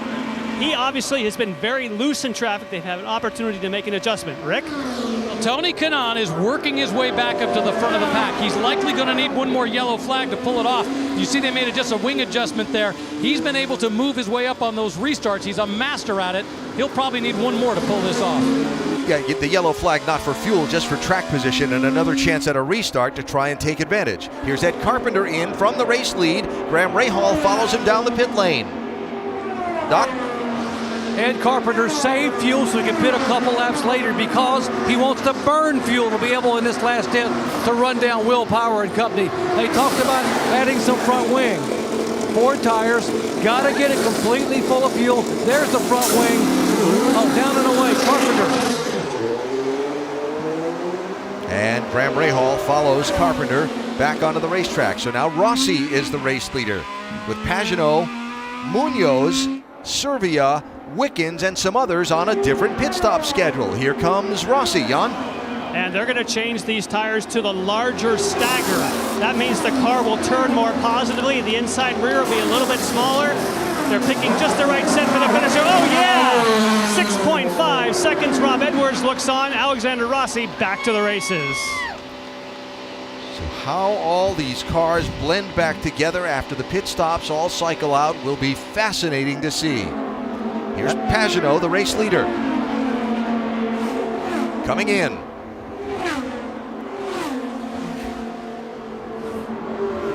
A pit road speeding penalty here would be a killer. Don't do it. Carlos Munoz takes over the lead. Pagenaud all the way down to the other end of pit lane to Team Penske. Well, Simon Pagenaud, back in 2015, had a killer car, a car he thought could win the race. He was actually playing with the field, but he made a mistake. He clipped another car. His goal today, not to make a single mistake. A little bit longer stop, though, a full second over his teammate. At this point in the race, that time makes a very big difference. And you've heard the old phrase, a football field a second. That puts you a football field's length behind that teammate you lost the second to. Here is Carlos Munoz from the lead. Jan? And Carlos, of course, also in the Andretti stable. He's been very happy with this car. He runs that unique line where he goes very low. Looks like the right rear is the last that will get done, and that slows them just a little bit. In fact, 8.6 seconds. There's that 2 football fields you talked about. Yep. You cover a lot of ground in a short period of time at 200 miles an hour. There is Oriol Servia, now the race leader. Remember I talked about Servia getting a lap down, staying out under a caution, getting a wave around by being between the leader and the pace car, working his way all the way back up through the top 10. He's been shuffled up and down the standings since then based on the cycle of pit stops and the strategy cycles. But now the veteran from Spain, now living in Los Angeles, is the race leader at Indianapolis with 23 to go. Spencer Pigot just in front of him. Remember, had a pass-through penalty earlier for speeding on pit road. That's got Pigot back in 21st place. Of the cars, I'm sorry, Scott, of the cars that pitted, you see Wickens there in the 6. He's a second place car right now. Of the cars that pitted, Will Power is 7th now. Guess who's 6th? Scott Dixon. And I am telling you, we're not seeing Dixon on pit road for the rest of this race unless something goes wrong. Now, the only disadvantage for Dixon is that he's going to have more laps on his tires if it comes to a shootout at the end. But all these late pit stops that we've seen, we should not have to worry about people running fuel. They'll be able to run full fuel, full horsepower. And don't forget, there's usually a knob on the steering wheel that advances the spark on the engine, gives you a little bit more horsepower. You can't run it all day long, but Eddie, you and I talked about this the other day. There's no doubt that it'll be there for the last 20 laps or so. Right, but it will change your fuel as you use more. Maybe Dixon is trying to do what Alexander Rossi did for his first Indianapolis 500 win. That was Dixon passing Clayman DeMello for 5th place. There's the leader, Robert Wickens. This lap, please confirm. Who just passed Oriol Servia for the race lead. While we went back and had a look at the position of Scott Dixon on the racetrack, you're hearing the instruction from Wickens' crew, so he'll be giving up the lead. And he gets to lead his first Indianapolis that he's run in, which is something that's always great, and he becomes part of what they call the Leader Circle Club, even though it was under a different fuel strategy, but still nice to have your name on that board. Wickens, Servia, all clear to pit. Stephen Wilson, Jack Harvey. Those are your top 4. Here comes Wickens from the race lead, giving the top spot back to Servia. With 20 laps to go in the Indianapolis 500. In the final miles of the Indianapolis 500, our telecast presented by Firestone. In our ABC side-by-side coverage, you just saw Will Power pass Scott Dixon. So Power, who pitted with 29 laps to go, the highest up of the cars we know can run hard all the way to the finish. But Oriol Servia is the leader. And Steph Wilson is 2nd, and Jack Harvey is 3rd. They all pitted at lap 157, 157, and 158. Will we see another late lead change in this race like we've seen in the last 8 years of the event? How about Servia? Where are they at on their fuel strategy, Jan? Well, the situation, I just spoke to the strategist, Derek Davidson, and he said, we need a yellow. So they're telling Oriol, okay, push, but unless they get a yellow, by his body English, they will not make it to the end. But if they get that caution, obviously leading the Indy 500, he's right where they want to be. Then it's a matter of fresh tires and how many other people pit, all those kind of things that might come into play. So there is Servia. Running 4.2 seconds behind Servia is Stephen Wilson, the 28-year-old, originally from Sheffield, England, now from Denver. In his second 500 start for Andretti Autosport. You know the story well. The younger brother of Justin Wilson, who lost his life in a racing crash in an event at Pocono, donated organs that helped 5 others after that crash. Stephen racing not only to compete, but that driven to save lives, promoting organ donation that was so important to him in the aftermath of what happened to his brother. Stephen's supposed to have run his second 500 race a year ago, but was asked to give up the seat when Formula One star Fernando Alonso became available. He did. He was promised he'd have a ride this year. Michael Andretti made good on that promise, and here's Wilson running 2nd with 13 laps to go, Doc. And he said, I've never felt closer to my late brother than today at this racetrack. I know he would have won this race someday. He said, he is looking after me. He is riding with me. He said, I got nothing after today. He said, I'm standing on the edge of a cliff and there is no tomorrow. So I've got to roll the dice. Whatever I can do to have a shot at winning this race, it'll happen for me and for him. Crash Doc Tony Kanaan is in trouble and into the wall, and the yellow flag is out with 12 laps to go. I'm okay. Sorry, guys. I'm bad. Well, we have a brand new race. 7th caution of the 500. And now Oriol Servia will have a decision on his hands, as well as the others racing on the lead lap. The speed of fresh tires versus the track position and the few laps remaining in this race by the time we go back to green. What happened to Kanaan? That tricky turn 2 caught another one. Looks like the car just started to wiggle just a little bit. Coming out of the turn, back end started to move a little bit. Looked like he had a correction, almost caught it, and then it got away from him. Almost doesn't do it around here. That's the same thing. But you're hopeful. You can be hopeful as much as you want. Once it gets sideways, you're gone.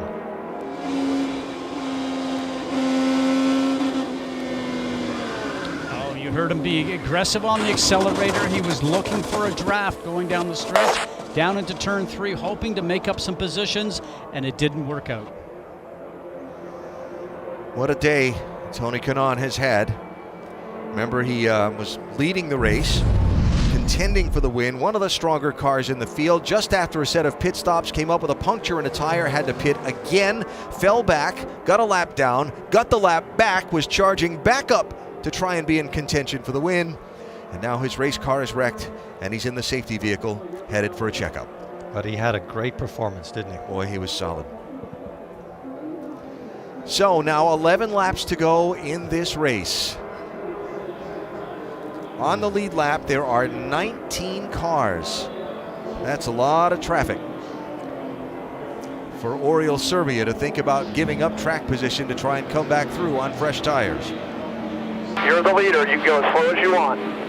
There you go. There's a decision. Well, you really can't. You got to keep up with the pace car, but Jan, he's in the lead right now. Derek Davidson is on the radio right now to Oriol. All right, you said you wanted to yell. You got it. Can you make it to the end? We believe we can. We're going to go for it. So the last word was save, save, save. Right now you save under caution. Will he have enough to hit the go pedal if he gets the pressure from behind? Yeah, we believe so. Yeah, we think we're good. Wow. Exactly what this team wanted for Oriol Serbia. And who knows how this will play out. If you think a couple of those other restarts were wild, you haven't seen anything yet. I think there's a very good chance we might have another yellow. Oh, this is going to be nuts. These cars are so difficult to drive right on the limit. They keep catching everybody out. To catch a driver like Kanaan out in turn 2, it takes a special set of circumstances. Well, when you look at Serbia, Wilson, and Harvey, your first 3, then behind you, when you look in the mirrors, and you see Will Power, Scott Dixon, Ed Carpenter, Alexander Rossi, Ryan Hunter-Reay, Simon Pagenaud, not only champions there, but Indy 500 winners. You think that they're not going to be coming out? I look for 4 or 5 wide going down in turn 1 restart. And now Dixon does not have to go slow because he's got some fuel back in the tank, and he can go as fast as he wants, and that'll make a difference. And then there's Will Power, one of the dominant cars of the race, sitting there in 4th, Rick. In fact, his strategist, John Boslog, was just telling him, you've got plenty of speed, plenty of power. Let's talk about what he's going to do on this restart.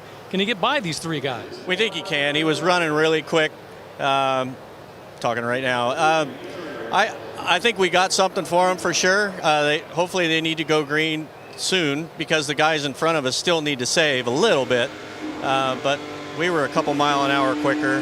He's been great all day, great stops. You know, Robbie on our fuel and Dave on the engineer.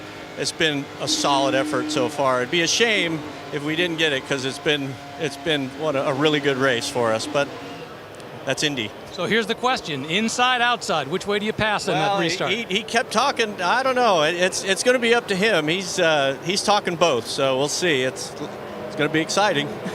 Indeed, it will be. I think that's an understatement from John Boslog. There's one other driver we want to talk about in this line of cars. That pink and black car right there, number 60, Jack Harvey, driving for Michael Shank, former driver who's made a name building a team in sports car racing. At one time mortgaged his home to keep his team alive. Now his dream to be an IndyCar owner, here for a 2nd year. Harvey, former winner on the oval in the Freedom 100, the Indy Light Series race they have here on Carb Day, making just his 2nd 500-mile race start. And here he finds himself running in 3rd position inside the final 10 laps. What do you think's going through his head? Remember, he said last year, along with Michael Shank, can't believe that they're here. It's a dream come true. but there is no doubt that your butterflies are in your stomach. And as we're looking here on the left-hand side of the car, the mirror is missing for Oriol Servia. Now, as a leader, Eddie, I'm not sure I'm going to be looking in the mirrors all that much. Don't. No. And also remember, you do have the spotters up in turn 1 and turn 3 to let the driver know if there's somebody looking on the high side, the low side. But at this point in time, when the time to go green, there's the spotters all lined up there for all the teams. I would not be looking in the mirrors whatsoever. I'll be putting my foot on the gas. Going to get the 1 to go signal at the start-finish line. We will get green with 7 laps to go in the 500. Wow. And heart rate is pumping right now.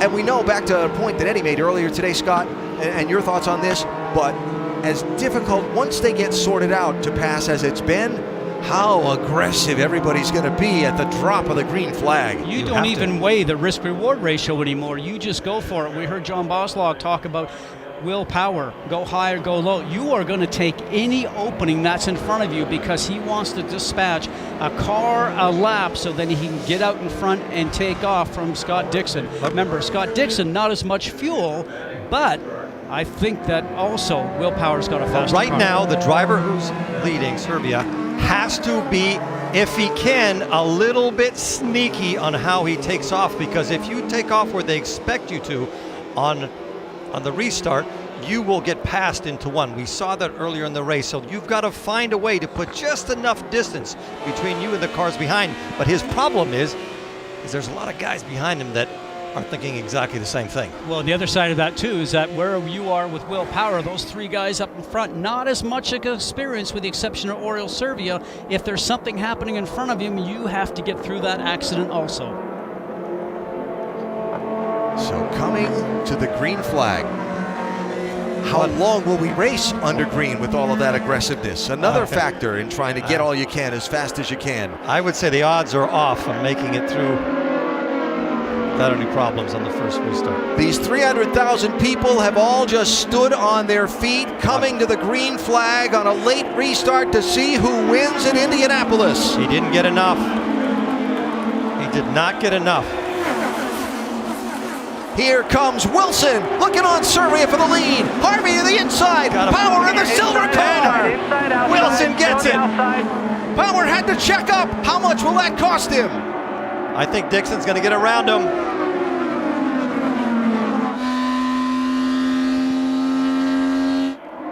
Stephen Wilson leads the Indianapolis 500. Unbelievable.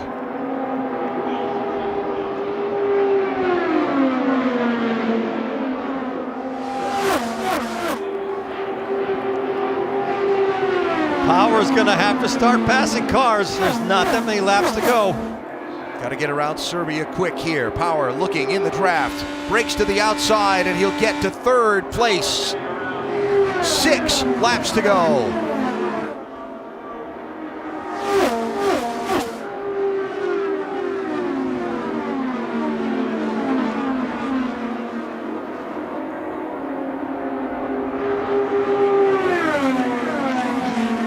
Thing for willpower, he's got fresher tires on his car by about 20 laps, so there's definitely going to be more grip.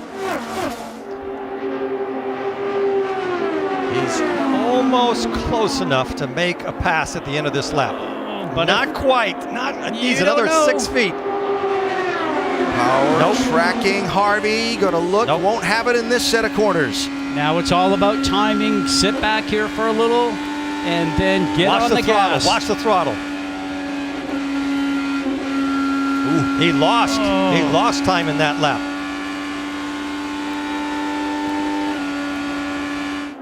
His right hand went down to make an adjustment on the anti-roll bar to change the handling of his car. What a story for Stephen Wilson. Does he have enough fuel? Oh, he's going to have in the the pits. And Harvey pits. In the pits. And Will Power takes the lead at Indianapolis with 4 laps to go. You be the leader, my man. This is where it's more difficult on the team and the spouse. You're driving the car. You know what you're doing out there. The team right now only sees you come back the front stretch all the time. The spouse, the same thing. For Liz. She's just got to wonder if he'll make it to the end. Clear by 10. We'll check his speed. His last lap was a 2:16. Go hard here. We got cars pit.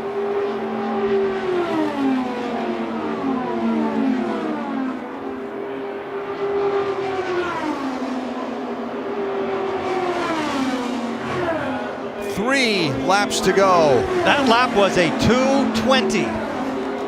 Which, compared to the race pace we've seen for a lot of the days, is blistering. Is really fast. And the car that's following him just did a 2:16. This is Power's race. Will Power, for a number of years, talked about having difficulty managing the mental aspect of racing, the pressure situations, had difficulty with that. Got himself into position to win a championship, had to lose one to win one, finally won that championship. Then the oval track racing. People said he's not a good oval track racer. He's a supreme road course racer. He worked on it, losing out to Montoya in 2015 here, but finishing second. Springboarded Will Power's confidence level at this racetrack. And now here he is, I've told you before, so smooth and so calm and so confident all month. And now just over a lap away from checking that last box of career goals. He's got one back marker to cut through. And that box that you talk about, we mentioned earlier on the show, if you drive for Roger Penske, yes, you can win championships. As he's coming up for one lap to go, the white flag is flying, but you need to make sure that you win an Indianapolis 500 if you want to retain your job with Team Penske.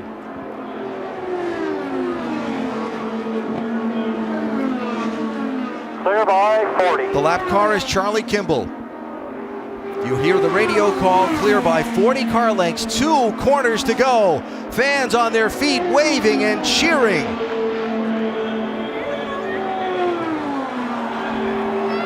He'll never be introduced the same way again. From now on, it'll be Will Power, Indianapolis 500 winner for 2018. Checkered flag, Power and Penske win it.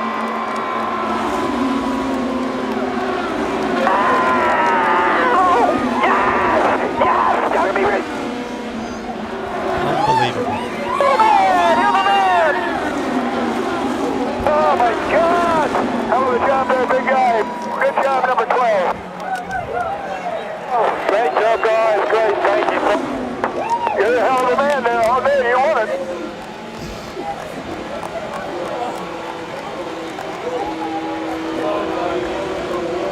Roger Penske on the radio. His wife Liz enjoying seeing her husband become the 72nd driver to win the Indy 500. Doc? Liz, he just won the Indy 500. Your emotion. Oh.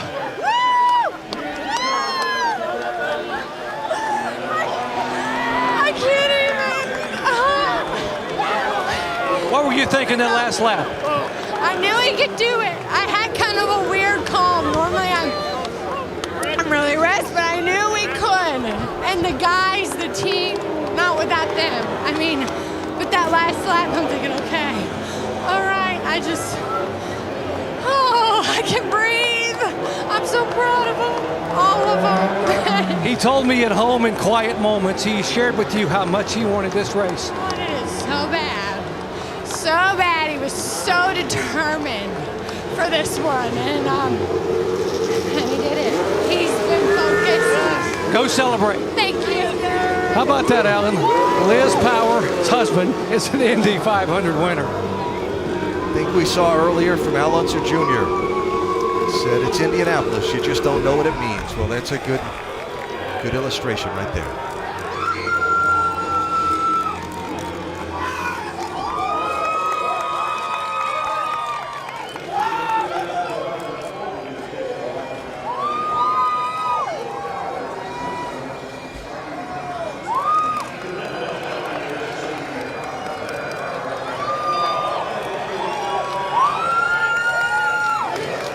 It's 5:25 in the morning in Australia.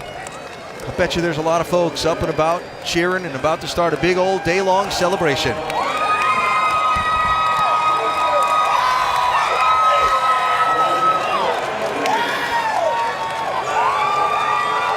energy was pent up in there.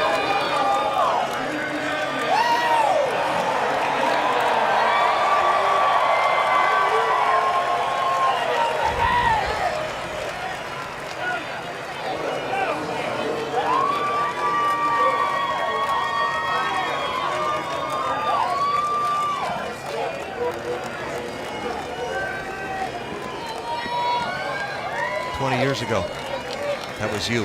What does that feel like? That's a hard one to answer. It's like your world just starts all over again. I'm so glad I got to witness him winning.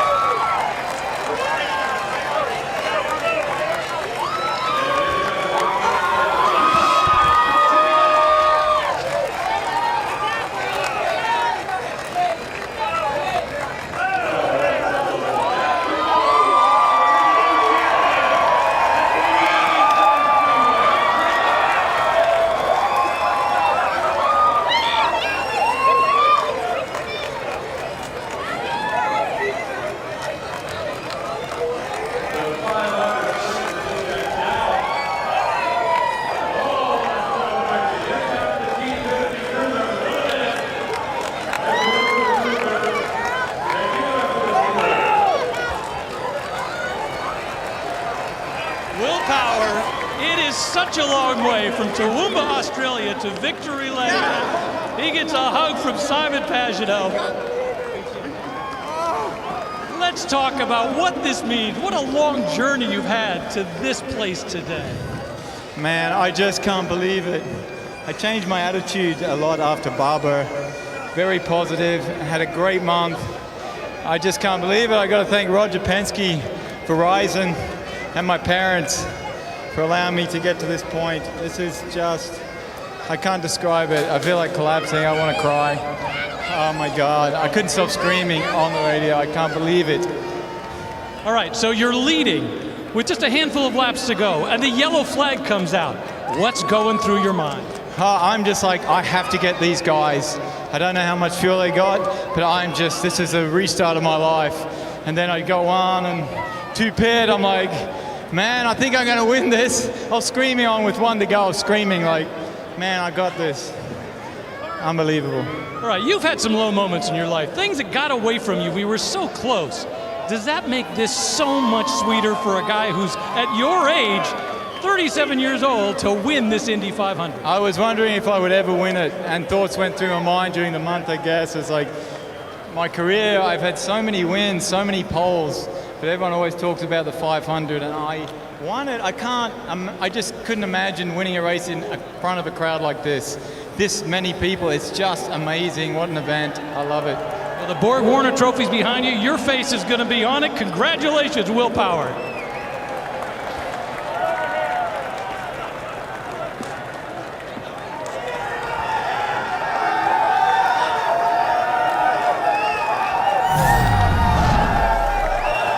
Roger Penske with his 17th win as an Indianapolis 500 owner. You know that made him happy.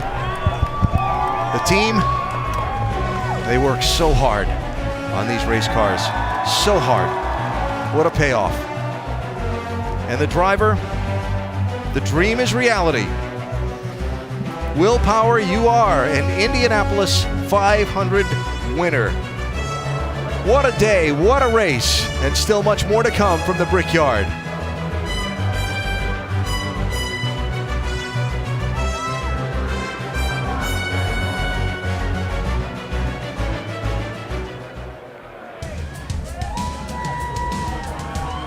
Will Power started this race in the third position, led 59 to the 200 laps, and led the one that counted the most. Will Power, the Firestone Durable driver of the race.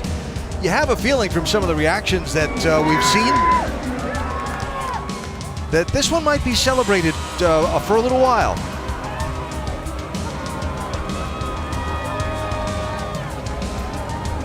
You certainly know it's appreciated. What a great drive, and all the traditions that go with winning at the Brickyard. Will Power with Team Penske President Tim Cindric and the captain himself.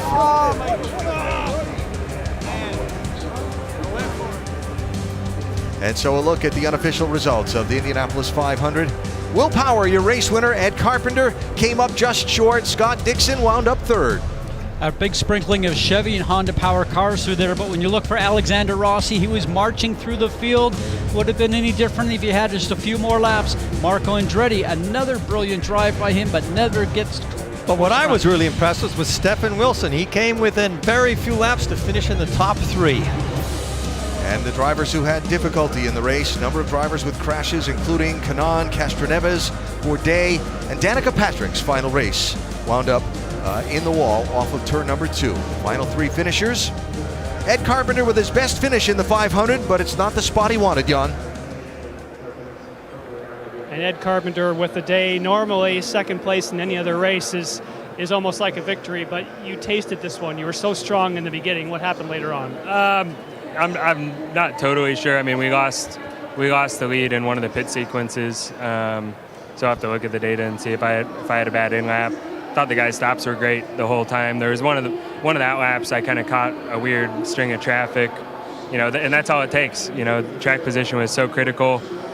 Late into the race, everyone was saving fuel, and I knew the guys were telling me Will and Simon were like a lot better than me at that point.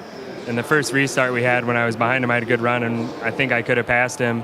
And I was like, I'll just sit here and save some fuel and work on him on the exchange. Then we got all those yellows, and then it made it not a fuel race anymore. So that's the one moment, kind of in hindsight now, where I kick myself. But in the moment, it seemed like the right decision. But in hindsight, I should have just taken an opportunity at track position and worried about fuel after the fact. But like you said, it's in a couple days I'll feel better about this finish. I'm still extremely proud of the entire Ed Carpenter Racing team. I think we had to have been probably one of 2 guys most consistent, day in, day out, different conditions this month. So proud of that. Wish my teammates could have been up there a little bit more as well, but it had been a while since I had a top 5 here. So feels good to finish in a good position. Really happy for Will. He and I talked quite a bit for competitors, and when he first came here after the unification, he hated ovals, and now he loves them, and he and I love racing together. Someday he might drive for me. I don't think we have a tampering rule in IndyCar, but congrats, Will. Job well done. Thanks. Fun. I think this is going to be a popular win in a lot of areas. It sure is in victory lane. Will Power, the winner of the 102nd Indianapolis 500-mile race. More coming up. Back live at the Indianapolis Motor Speedway, Will Power, his wife Liz, his family on the traditional victory lap around the speedway in the convertible, live on the public address system.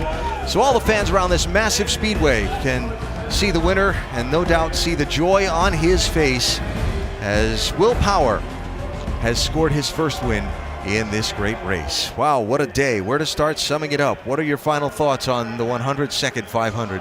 What a popular winner. I know in Australia they'll be drinking a lot of beer the next 2 days because they do know how to party. But it was amazing. The end was unbelievable. Yeah.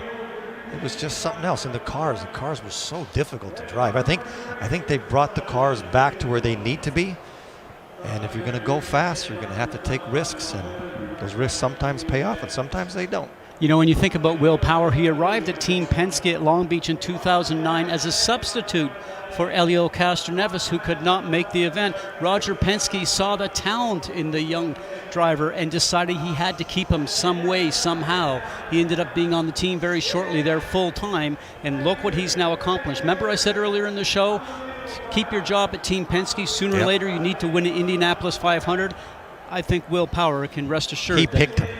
He picked him. He picked him from a week ago. Oh, don't tell me that. A week ago. Every 2 minutes he tells us, look who's leading. Look who's leading. Our driver expert here. Will Power had a calm about him. You heard him mention it earlier, but he had a calm about him all week. Every time you talk to him, while other teams are trying to figure out the balance of the car, what to do, he's, we're good. We're right there. We have a good feel. I'm confident. It's good. I mean, riding confidence like that all week long, you saw it in his driving, particularly on that last restart when he had to have it.